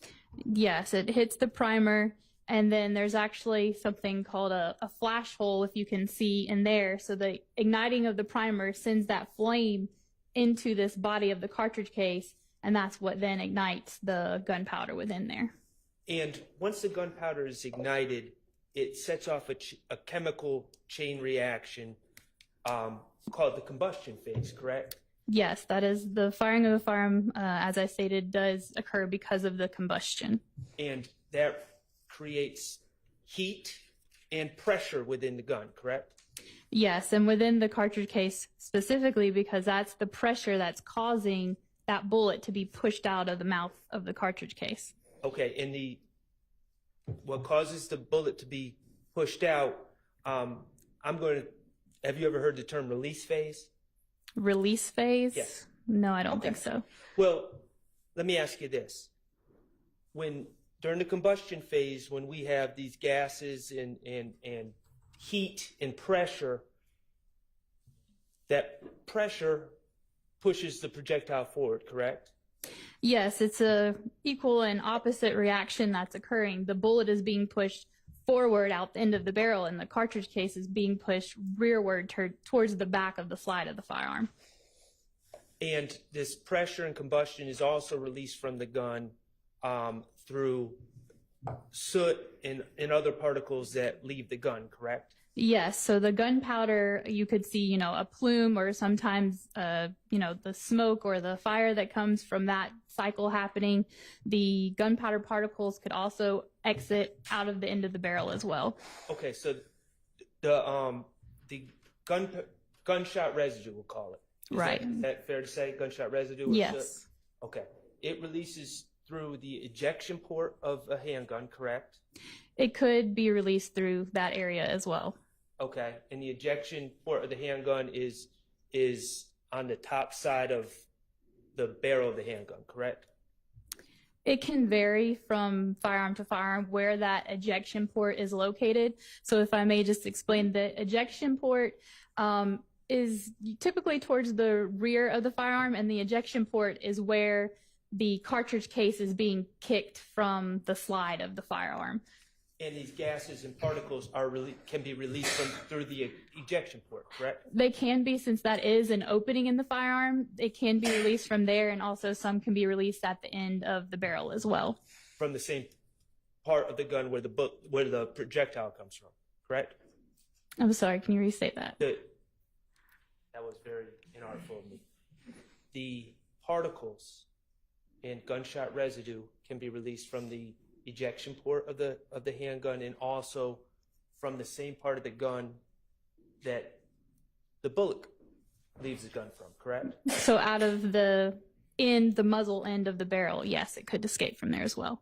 Okay. And this combustion of these gases also creates a sound, a bang, correct? Yes, it can create a noise. And it also creates a bright flash of light, correct? It may, and that can vary depending on the type of gun as well, Okay. or ammunition. All right. I don't want to go beyond what you're comfortable testifying to.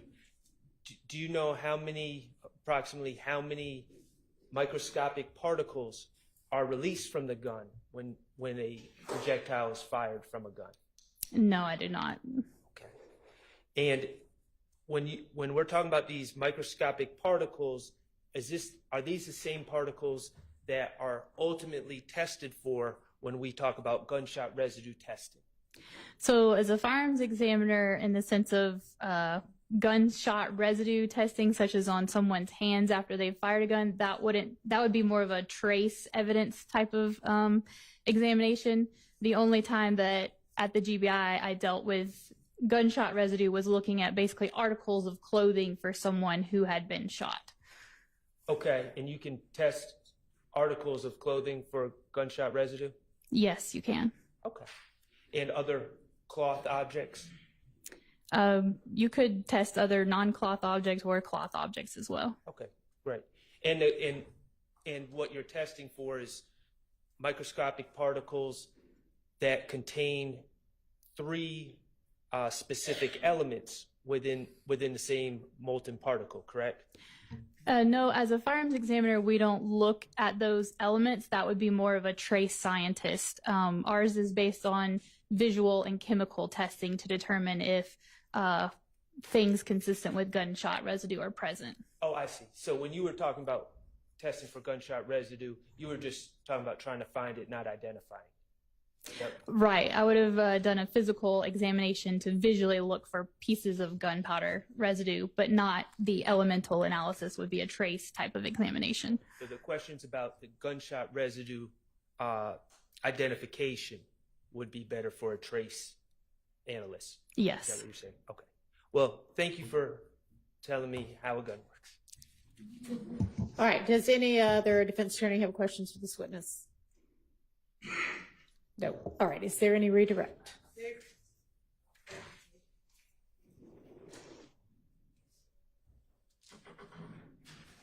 Ms. Kelly, we talked earlier about the item 1A from case number 2015-1002-121A.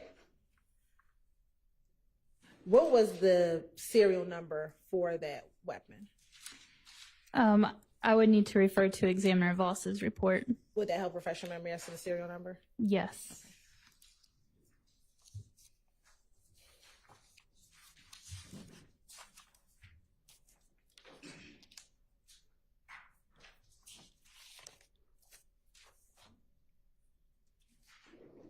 The report from Examiner Voss lists GBI exhibit number 1A for case number 2015-100-2121 as a Smith & Wesson 9mm pistol with serial number Hotel Foxtrot 3719. So that's HFF 3719. And I'm going to approach you with State's Exhibit 470Y. Is that a copy of Mr. Voss's report that you've been referencing on both cross-examination and direct examination?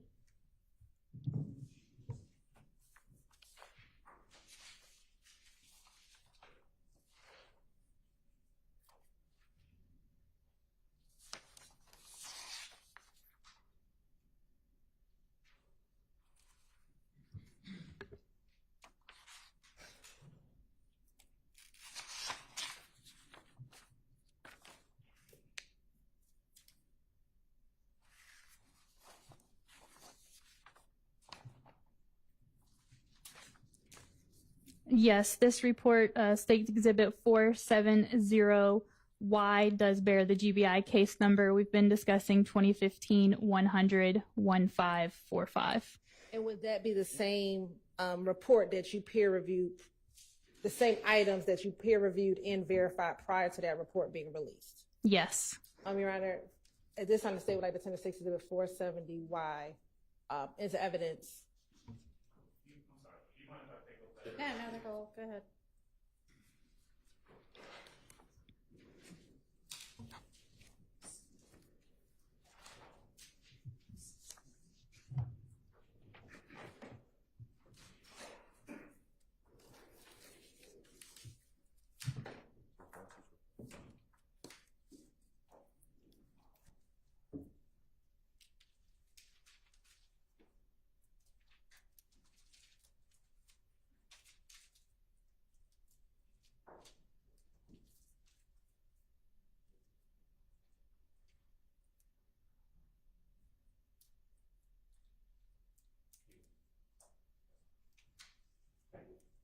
Sure. All right. So that's admitted without objection. And then my last question, Ms. Kelly, do you know the effect, if any, Turn that mic back on. I think they turned it off when they were conferring. do you know the effect, if any, does firing a firearm have any effect on fingerprints that may or may not be on a projectile? I'm not a fire fingerprint examiner would be best to answer that question, unfortunately. Thank you so much. I have no further. Any recross? Okay, thank you for your time, and you are excused. Thank you. With respect to our next witness, I need to just approach you briefly. Okay.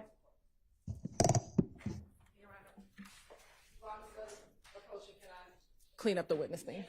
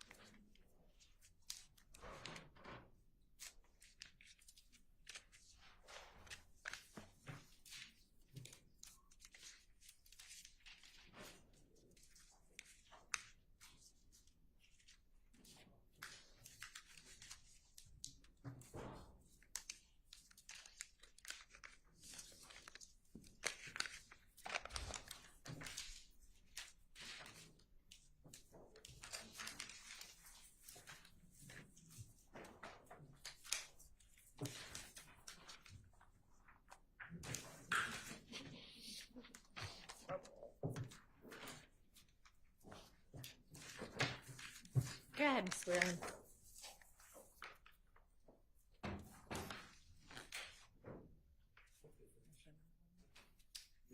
Yeah. You swear affirm testimony you give the truth, whole truth, nothing but the truth? I do. Let's see. Let's take it straight first. First name Michael, Michael. Last name Sprinkle, Sprinkel. Good afternoon, Mr. Sprinkle. How are you? I'm doing very well. How are you? I'm well, thank you. Mr. Sprinkle, would you please tell the jury where it is that you work? I am a deputy district attorney at the office of the Fulton County District Attorney here in Atlanta, Georgia. And what are your responsibilities as a deputy district attorney here at the Fulton County DA's office? I am over the unindicted homicide unit. And what this means is that I receive case files from the various police agencies here in Atlanta, and I review these case files, and I prepare the cases for indictment, which basically means I prepare the charging instrument, that being the indictment, and I also make recommendations as to other investigative steps that we might take prior to presenting the case to the grand jury. All right. Now, when you said all of the investigative agencies here in Atlanta, is that all of Fulton County that you look at cases for? Yes, more broadly, Fulton County, not just Atlanta. All right. Now, prior to working, first of all, how long have you worked as a deputy district attorney over the unindicted homicide unit? Specifically as a deputy, I was promoted to deputy in late 2021. I've worked in essentially the same capacity since October of 2013, meaning that since I've been in the role wherein I receive case files from the various police agencies in Fulton County and then review them. Do you know how many of those case files approximately that you have received since you've been in that role as a unindicted homicide unit and writer? Do you know how many case files you've reviewed since you've been at the DA's office? Well, over 10 years. I've been doing this over 100. It's going to be over 1,000 case files. Are all of those homicide case files? But no, they're not all homicide case files. Now, what other kind of case files then would you have been reviewing? In my current role? Yes. Well, every now and then I'll be I'll be assigned some sort of special case or investigation. Off the top of my head, do you want me to get into specifics? No, I just want you to tell the jury generally what other types. I think at one point in the past, I was especially assigned to a case involving the illegal dumping of tires in abandoned lots across Fulton County. There was a terroristic threats case that I dealt with at one point, just cases like that. All right. Now, when you get a file from a law enforcement agency in Fulton County, is the file always complete to the point that you're satisfied with presenting it to a grand jury? No, not always. Oftentimes, maybe not more often than not, but so maybe sometimes is a better word. On reviewing the case files, I find that there are deficiencies in the investigation. All right. So before we go on to those, any deficiencies or anything like that you might find, would you tell the jury, you started out saying that you have been a deputy DA since late 21 and you've been reviewing homicides since 2013. How long have you been at the district attorney's office total? Since June of 2011. And what roles have you held there since that time? So my first role, my first day of the DA's office was June 21st, 2011. And within 2 days of that, I was placed in what was called at the time the complaint room. Mm-hmm. And I worked an overnight shift. Oh, no, it was like a late afternoon shift. It was like 3 p.m. to 11 p.m., I believe were my hours. And I would essentially just sit there and wait for cases to come in from the various police departments in Atlanta, any kind of felony case at all. They would fax us the police reports, et cetera, and I would read over them. I would draft a summary of the case that would be notarized somehow right there in the complaint room, and this would be provided to a judge at first appearance. And essentially what I did is I would in real time receive the case files, the incident reports essentially from the police officers as they were making the cases. Okay. And then I would prepare some preliminary documents to be for first appearance in the morning and then indictment thereafter. I did that for about 3 months, I believe. Where did you work after that? 2 months, actually. I then was sent to the non-complex trial division. What does that mean? Non-complex at that time, and it may be this way at this time too, I don't know, but at that time it was a division within the Fulton County Superior Court that handled or concerned certain felony offenses that were considered lower level in severity than others, such as simple possession of coke. Your Honor, his background is what I'm establishing, and I'm asking him to just give a brief summary. All right, well, it's not particularly brief in the summary, so let's get a little bit more brief. Let's go a little bit more brief. What did you do as a attorney in the non-complex trial division? I basically just handled the prosecution of lesser felonies like possession of drug and minor theft. After how long did you stay in the non-complex trial division? I believe 6 months. Okay. Where did you go after that? The trial division. And what did you do briefly in the trial division?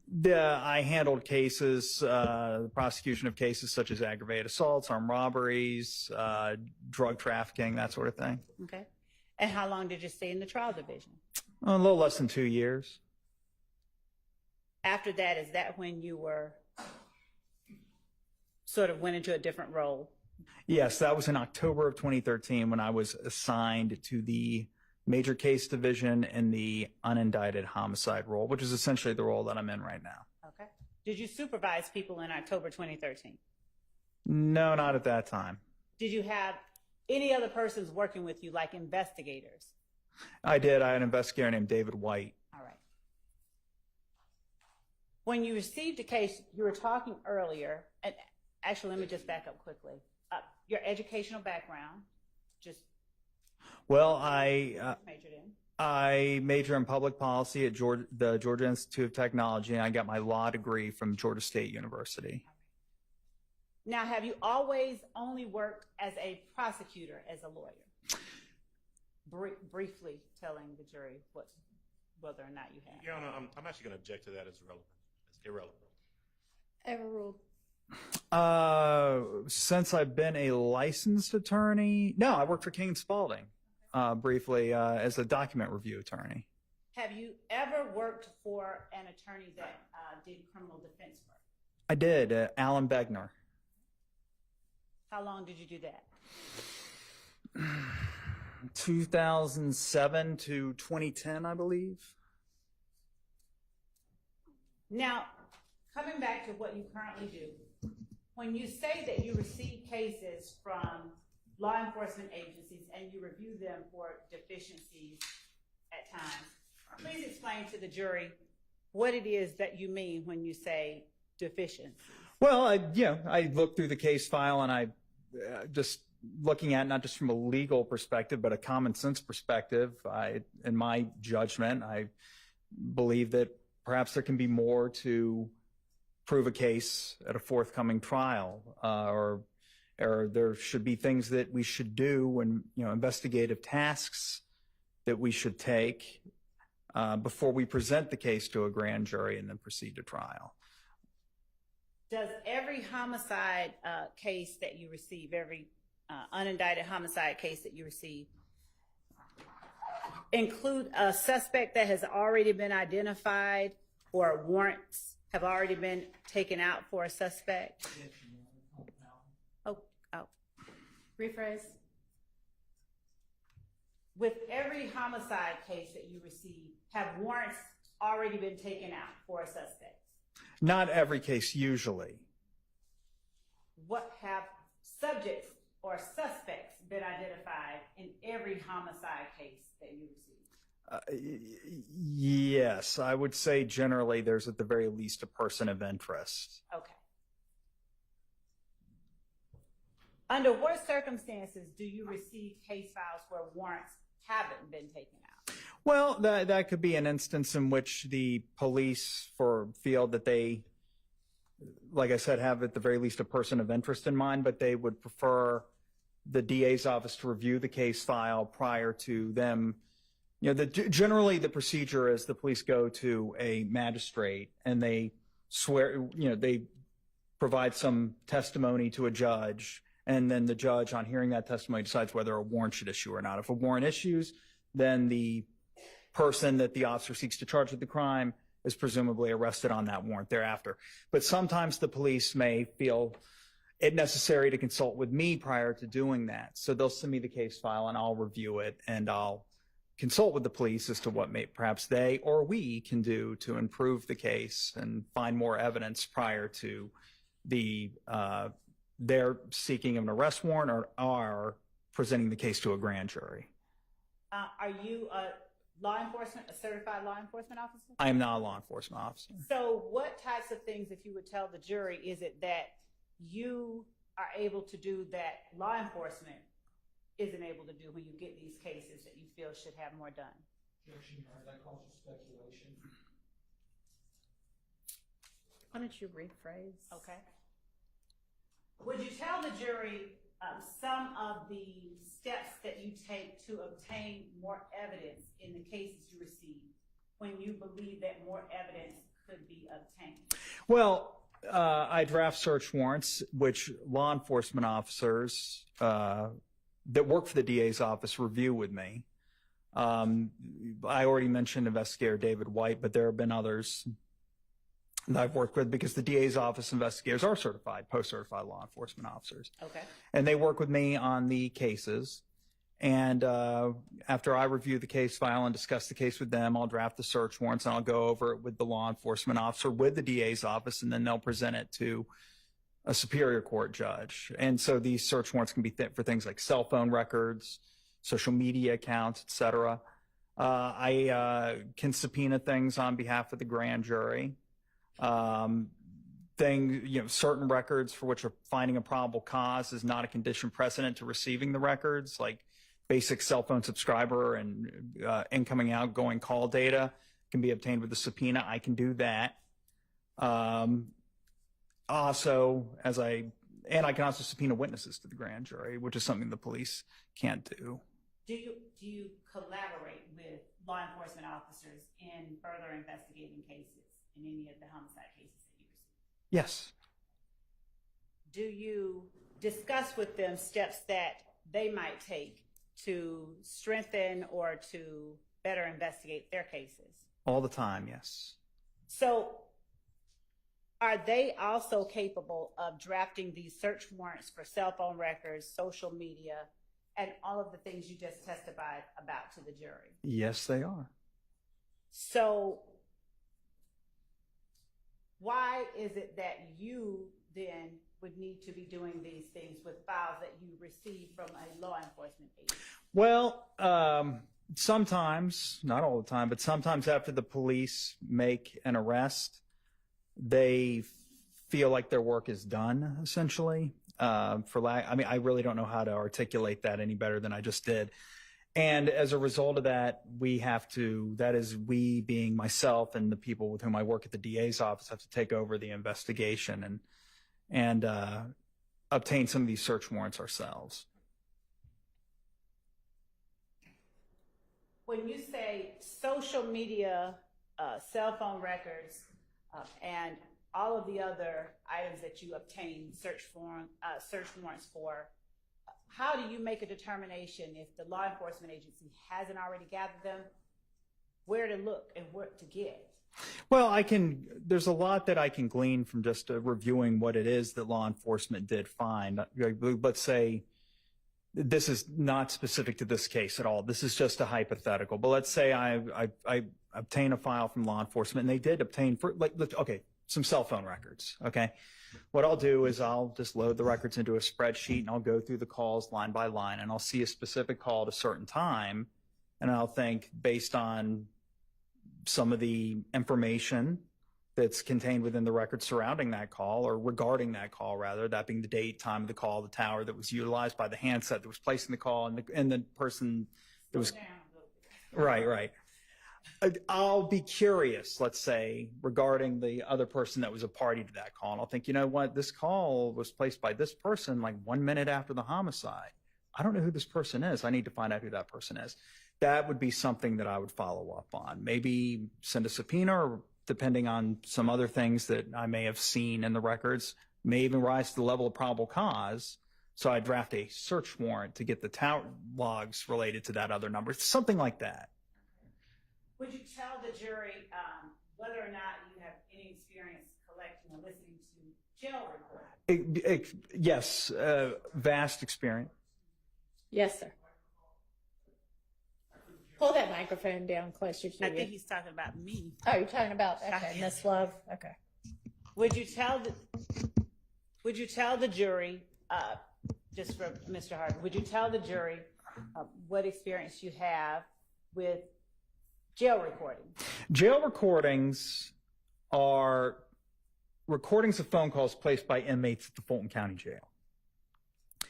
All calls except for calls made from like contraband cell phones or any other non-regulated phone in the Fulton County Jail are that are placed by inmates, or placed from phones that essentially automatically record the phone calls, and the recordings are automatically stored on a server somewhere. Up until very recently, like May of 2024 to be exact, these phones that were in the Fulton County Jail that the inmates would utilize to make these calls were owned and maintained by a company called Securus, Securus. It's now a new company, the name of which I can't recall. But I have access to these jail calls. When it was on Securus, when they're the company that maintained the recordings and the infrastructure that allowed for the recordings, it was there was a website that I would log into. commandcenter.securustech.net was the uniform resource locator, or URL. I had a login and password, and on logging in, I would be able to search for the jail calls using various search terms, using the search form that was provided to me, and then I could listen to any call that was placed by an inmate from a phone mounted to the wall or through a tablet, and they were all voice over IP calls that were placed. How would you decide, out of all of the calls that existed at the Fulton County Jail or from the Fulton County Jail, in any particular case, where to start looking for calls of interest? Well, that is it. There's a lot that goes into that. Okay. So, on a typical murder case, I would start with every inmate. Well, let me back up a little bit. Every inmate is assigned an account number that they have to enter before they place a call from the Fulton County Jail phone. They then have to follow that account number with a PIN. So they type in their account number, they type in their PIN, and then they place a call from the Fulton County Jail, and it debits money from an account that's been set up so they can place calls, because every call costs money. All right. So what I would do is I would first run a list of all numbers, all phone numbers that the inmate called. I'm going to object based on relevance, based on bolstering. That'll be my objection. Your Honor, one, this witness will be talking about certain steps that he took to further the particular investigation of the case that we're here on, and how he did it, and the extent to which he, the steps and the extent to which he went to find certain things are relevant in terms of how exhaustive his efforts were. So it'll allow the jury to gauge. Why don't you just ask him if his efforts were exhaustive? Well, Your Honor, I think it's relevant that the jury understand what he did to narrow down those numbers that he. Okay, well, let's get to that without there being a treatise on all of this. Okay. All right, Mr. Sprinkle, without the treatise, how do we, can you give us a more, or give to the jury, a more condensed version of how you determine what calls you want to look at out of the thousands of calls that exist? Sure. I basically just compile a list of phone numbers that the inmate called, and then I run each phone number individually, and I look at the date and time that the inmate called the numbers, and based on when that call was placed in temporal proximity to something that I deem significant, I listen to that call, and on listening to it, I determine whether or not it was relevant. And when you say you run each call individually, what does that mean with the Securus system? You can search for calls based on phone number only. So you can, in the search field in this form at that website that I said that I log into, you can just type in a phone number and a date range and ask the system to return all calls placed to a certain number by any inmate in the entire facility for a certain time period. Are inmate names always associated with the PIN number, or inmate calls rather, please forgive me. Is a call by an inmate always associated with the PIN number that inmate has been assigned? No, not at all. It's very common for inmates to utilize each other's accounts, rather, to place calls. what about when a person is first booked into the jail? Is there an account or a PIN number associated with that person? No, those calls placed from the booking area, they are not required, nor do they have an account and PIN number to even utilize to make the call. So those calls, they don't need to enter any account information. So the only way you can find calls from the booking area or the lobby area, but for you, you're relevant to your question, the booking area, when the inmates first get there, is to search by the phone number specifically. Okay. Now, do you listen to, when you say that all calls are recorded, do you go and listen to calls between inmates and their attorneys, things that are privileged? No, and ideally the attorney will have registered their number with the system such that the calls aren't recorded at all, but if I ever see... Overruled. Please go ahead. Yeah, and if I do see calls from attorneys, then I just don't listen to them, and I just disregard those. Okay. You mentioned contraband cell phones. Would you explain when you said that except for contraband cell phones, you try to listen to the calls that are made from the jail? Well, I can't listen to phone calls made from cell phones that have been smuggled into the jail and the inmates are using unlawfully, because those calls are obviously not recorded. Yeah, I mean, they're cell phone calls. Unless there's a wiretap on the phone, I wouldn't be able to listen to those. We'll come back to the wiretap, but do you ever have access to calls or cell phones, rather, that were smuggled into the jail and used illegally? Occasionally. Objection. Asked and answered. Overruled. Occasionally, yes. There will be cell phones that are seized from inmates at the Fulton County Jail, and the contents of them are digitally forensically extracted, and I will review those, yes. When you're talking about them being digitally forensically extracted, could you break that down in lay terms? So, sure. A cell phone, as I think we all know, has a port on it, generally that you plug a charging cable into to charge it, but also with most, if not all, modern cell phones at this point, that cable can also allow for the transmission and of data to and from the phone. And so when a phone is seized by law enforcement, there's certain software that law enforcement can use to basically plug the phone up to the computer using that same port that can send and receive data. And this software can make an exact copy of the contents of the phone. It's called a forensic data extraction of the phone. And it creates a forensic image, digital image of the phone. And it's meant to ensure that the contents of the phone are not altered at all in this process.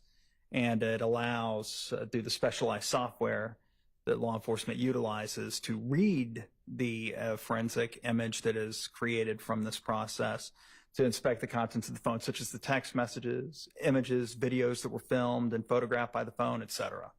Can you do or find social media content on those extractions as well? You can. There's subsections of the reports. One of those is or not just Instagram, but social media accounts that are registered to various apps in the phone. So yes, those are in there as well. And do you ever use those extractions to aid in furthering an investigation into the homicides that you received? Yes. How do you decide what or how to find social media accounts of interest when you're investigating unindicted homicide cases? Well, there's a lot that goes into that. Are you saying if I were to have a person of interest or anyone really, and I just wanted to find their social media accounts? Yes. How do you go about determining what social media platforms and to whom or how a person identifies themselves on social media platforms that you find of evidentiary value? Well, that can be difficult or easy depending on the person. I suppose I would start by just searching for their name on a social media platform. If they have a very uncommon name, then it can be very easy to find them. But if they have a very common name, they can be a little bit more difficult.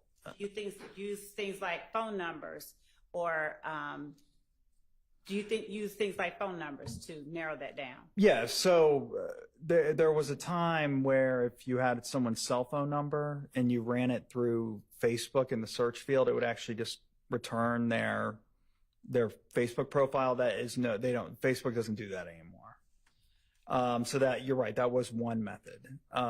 Most social media platforms today, I'm not aware of any that allow you to find, except for Cash App, which I wouldn't really consider a social media platform. But things such as like Snapchat or Instagram or TikTok, et cetera, I'm not aware of any of those that allow you to search by phone number now. Do you conduct interviews with your investigators to further any investigation of the homicide cases you receive? Yes, and by that, I mean, my investigator and I will just go visit people at their homes or their places of business, and we'll interview them and ask them questions that we may have about the case. And when you do that, do you write up a report, or do you in any way include or somehow memorialize that interview? So there's a couple of things I do. I'll audio record the interviews, and I will generally write a report summarizing the contents of the interview as well. Do you end up indicting every suspect that has been arrested or for whom? Objection as to relevance. Overruled. Do you end up indicting or presenting to the grand jury every suspect that has been identified or arrested in the homicide cases that you receive? No. And why is that? Well, there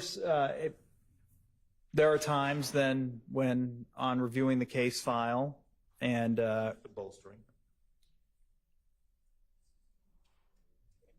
Y'all want to approach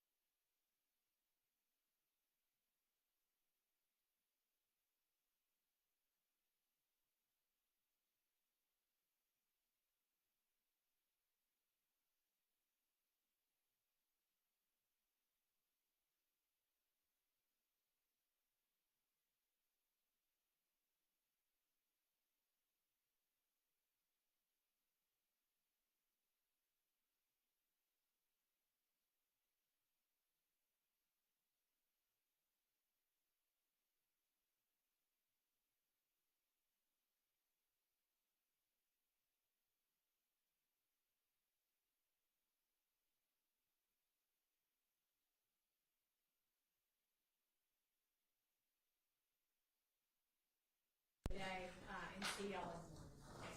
Okay? Yeah. Same instructions that y'all have been under for the entire time. 9 o'clock, Your Honor? See them at 9. See y'all early, but we're not quite ready.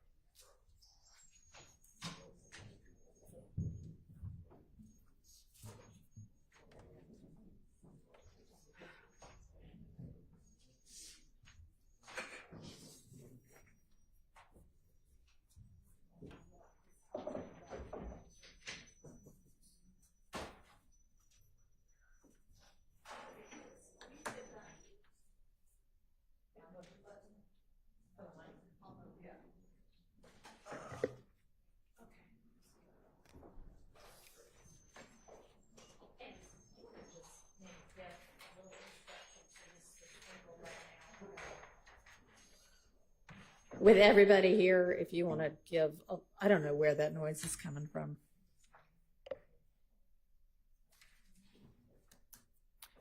A little instruction to Mr. Sprinkle is to. Okay. Yes, Your Honor. I will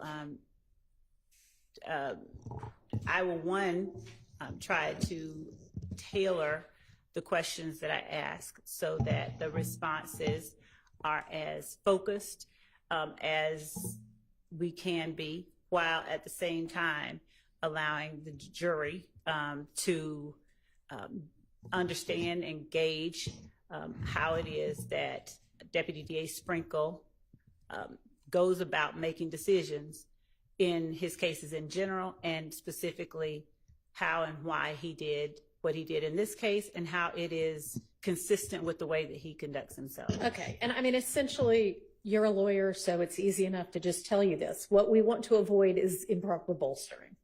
All right, so just keep that in mind as you're testifying. And obviously answer the questions that any attorney asks you, but. And beyond that, with respect to what was discussed at the bench, Your Honor, I'd like the opportunity to. Sure. So we're going to excuse you for the day, Mr. Sprinkle, and 9 o'clock for you. And of course, if we end up with a different witness, then it won't be 9 o'clock for you, but be prepared to be over here ready to testify at 9.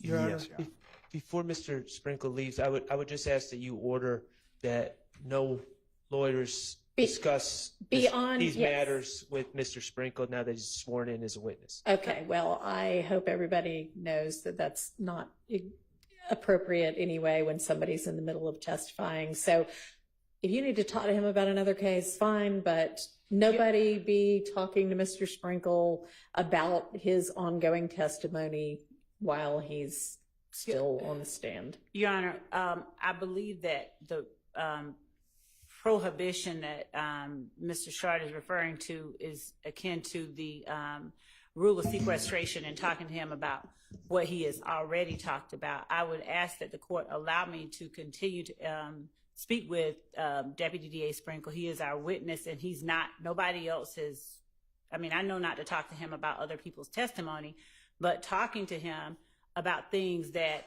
I'm going to be showing or saying or whatever to him, I don't know that there's any legal prohibition against that, and constraining us from interacting with our witness. He hasn't even been subjected to cross, so we're not trying to tell him what to say, but at this point, there's no difference in terms of his, anything that could be done improperly than there was before he was sworn. So I would ask that the court allow us, and if anyone else wants to talk to him, allow them to talk to him as well. There's nothing that can be, the rule of sequestration isn't going to be violated. So there's not a prohibition against us talking to our witness or any other as I mean, honestly, I think the rule is actually something like, overnight it's okay, something at lunchtime isn't. But essentially you shouldn't be, and he's a lawyer again, but you shouldn't be in the middle of testimony trying to coach him about anything, which and you won't be doing. Right. But speaking to him about, or asking him about, or showing him evidence that we're going to be doing, or we have, like I said, there's nothing that to coach him about it. I've just started on the examination, and I don't have any opposition to anybody speaking to him. I don't know if they've done it or not, but there's nothing improper that could be even done at this point with this witness, just because he has started his testimony. And I would ask that the court allow us to continue to work with and talk with our witness. And I would object to that. He's on the witness stand, he's sworn. That's every opportunity to talk to the witness about his ongoing testimony. If you hadn't talked to him about what you're gonna show him before now, it's too damn late, number one. All right, Mr. Harvey, you keep talking to opposing counsel, and as you know, practicing law for as long as you have, you're supposed to talk through the court, okay? So can you please try to do that? Sure, there's every opportunity. You should have taken the opportunity to talk about his testimony before he got on the witness stand. He's a sworn witness now. And the case is Perry versus Leak. It's a United States Supreme Court case in which the government said that a defendant's lawyer can't talk to his own client overnight because it was improper to talk to a witness while the witness was on the witness stand.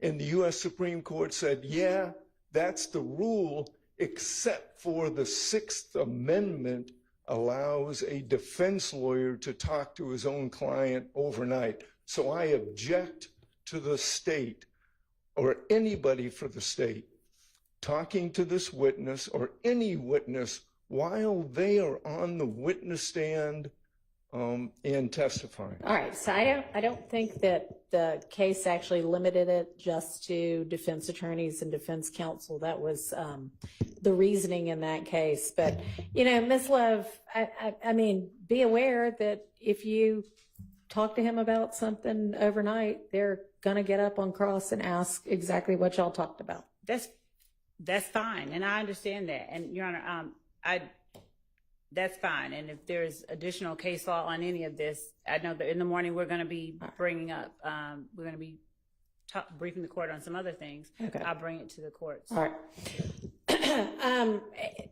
Thank you, Mr. Sprinkle. That actually reminds me, so when Ms. Smith was on the stand, and I may have heard it wrong, but I think that she said that, you know, of course I know this because the trial's been on, you know, live stream. Can everybody please tell or remind anybody that you think might be a witness in this trial to not be watching the live stream before they have testified, to not talk to any witness who has already testified about their testimony, and to not, once they themselves have testified, talk to any other potential witness about what they testified to.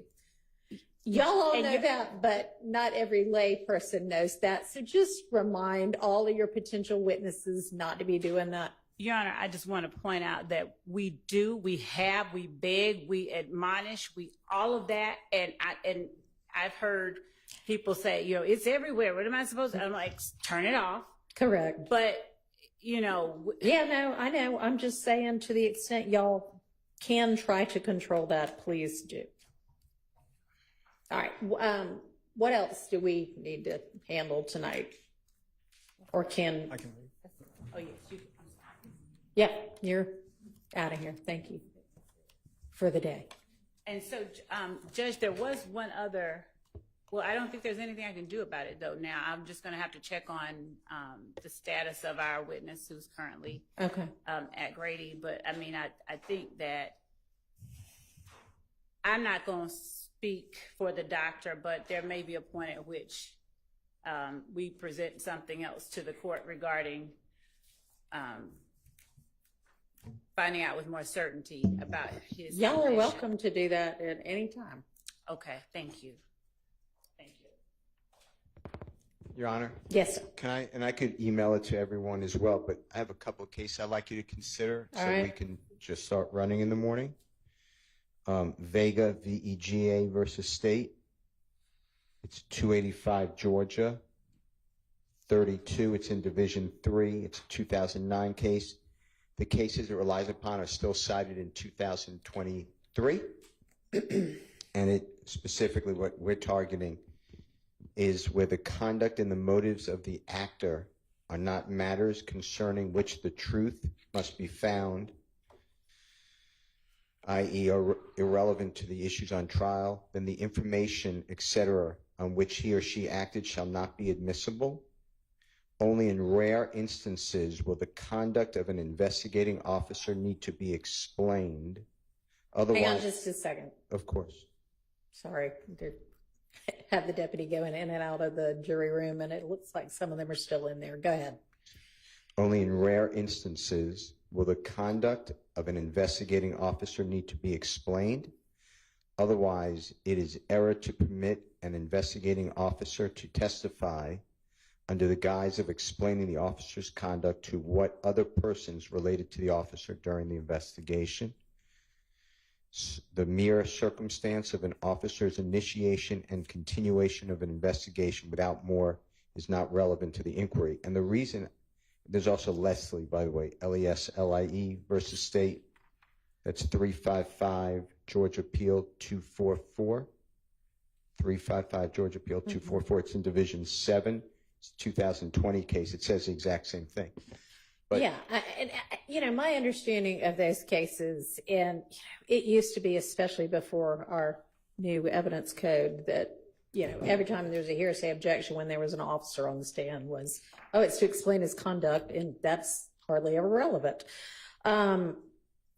This is A, not just an investigating officer, but B, if Ms. Love, I know you had said some things up at the bench that I think are relevant in responding to this issue of whether, I don't know if it's so much his conduct, but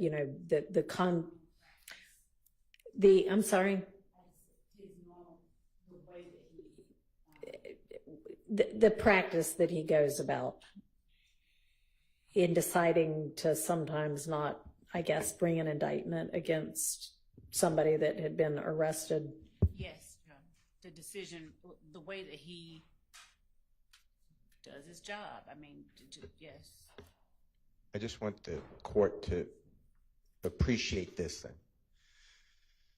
Then are we allowed to bring in people who've been exonerated by DNA from the Fulton County District Attorney's Office under Michael Sprinkle murder case that has been found to be innocent? Do we get to bring in individual people who say that they were wrongly charged and their murder case after indictment was dismissed? Do we get to bring in people who have pled guilty but will explain, I only pled guilty even though I'm innocent? Because this is just opening up, to me, the DA's office reputation. I could put my reputation in this courtroom as well. I could have a lot of people come in and say, I believe beautiful things, but we don't do that. And that's which is why, as you know, up at the bench, I instructed Ms. Love to focus and tailor her questioning so that it focuses on what he did in this case. Okay. I thought we were still talking about okay. And I agree with you. Whatever he did in this case may or may not be relevant, but right now he's talking about, I don't indict everybody that's brought to me. Sometimes law enforcement doesn't do a good job, so I have to pick up the pieces. I don't see why that would do it. I don't know why Ms. Love asked that question anyway, but I mean, it's Ms. Love's case. Well, it's the state's case being led by Ms. Love. But one thing that I think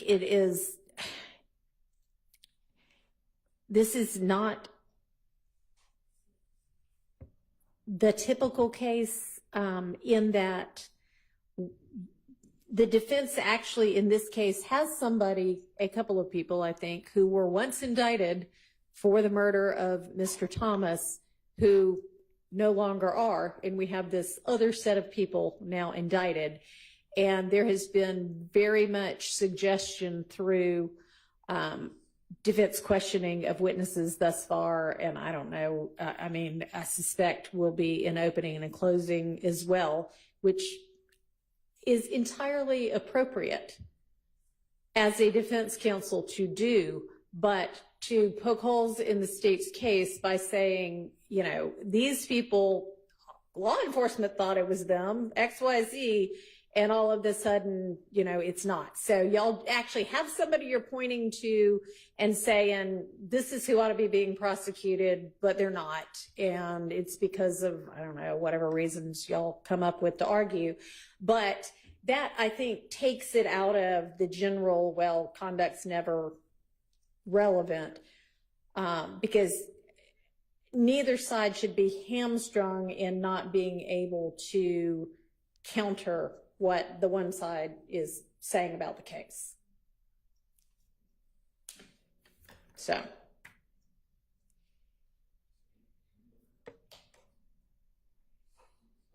Anything else?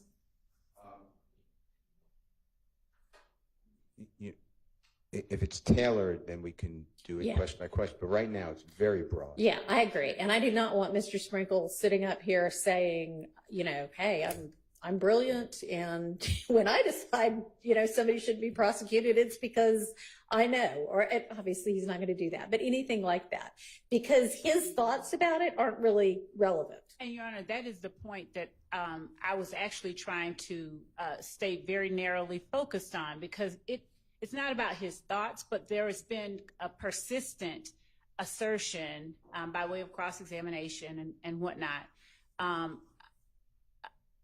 regarding it.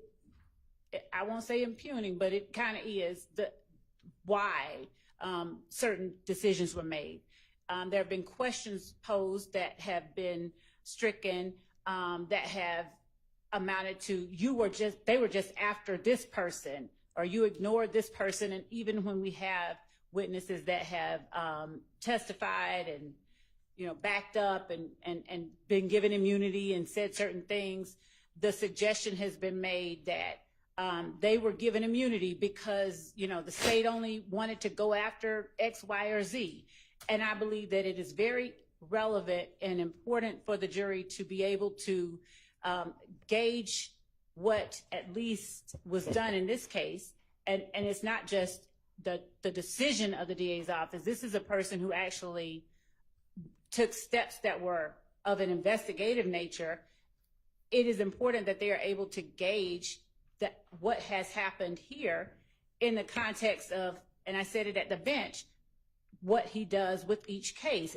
This is not no different. And we did say that we were going to tailor it, and we're going to do exactly as the court allowed, go narrower, and then talk specifically after that, after narrowing it down, you know, generally, is this what you do in each of your cases? So I believe that the court is actually absolutely correct.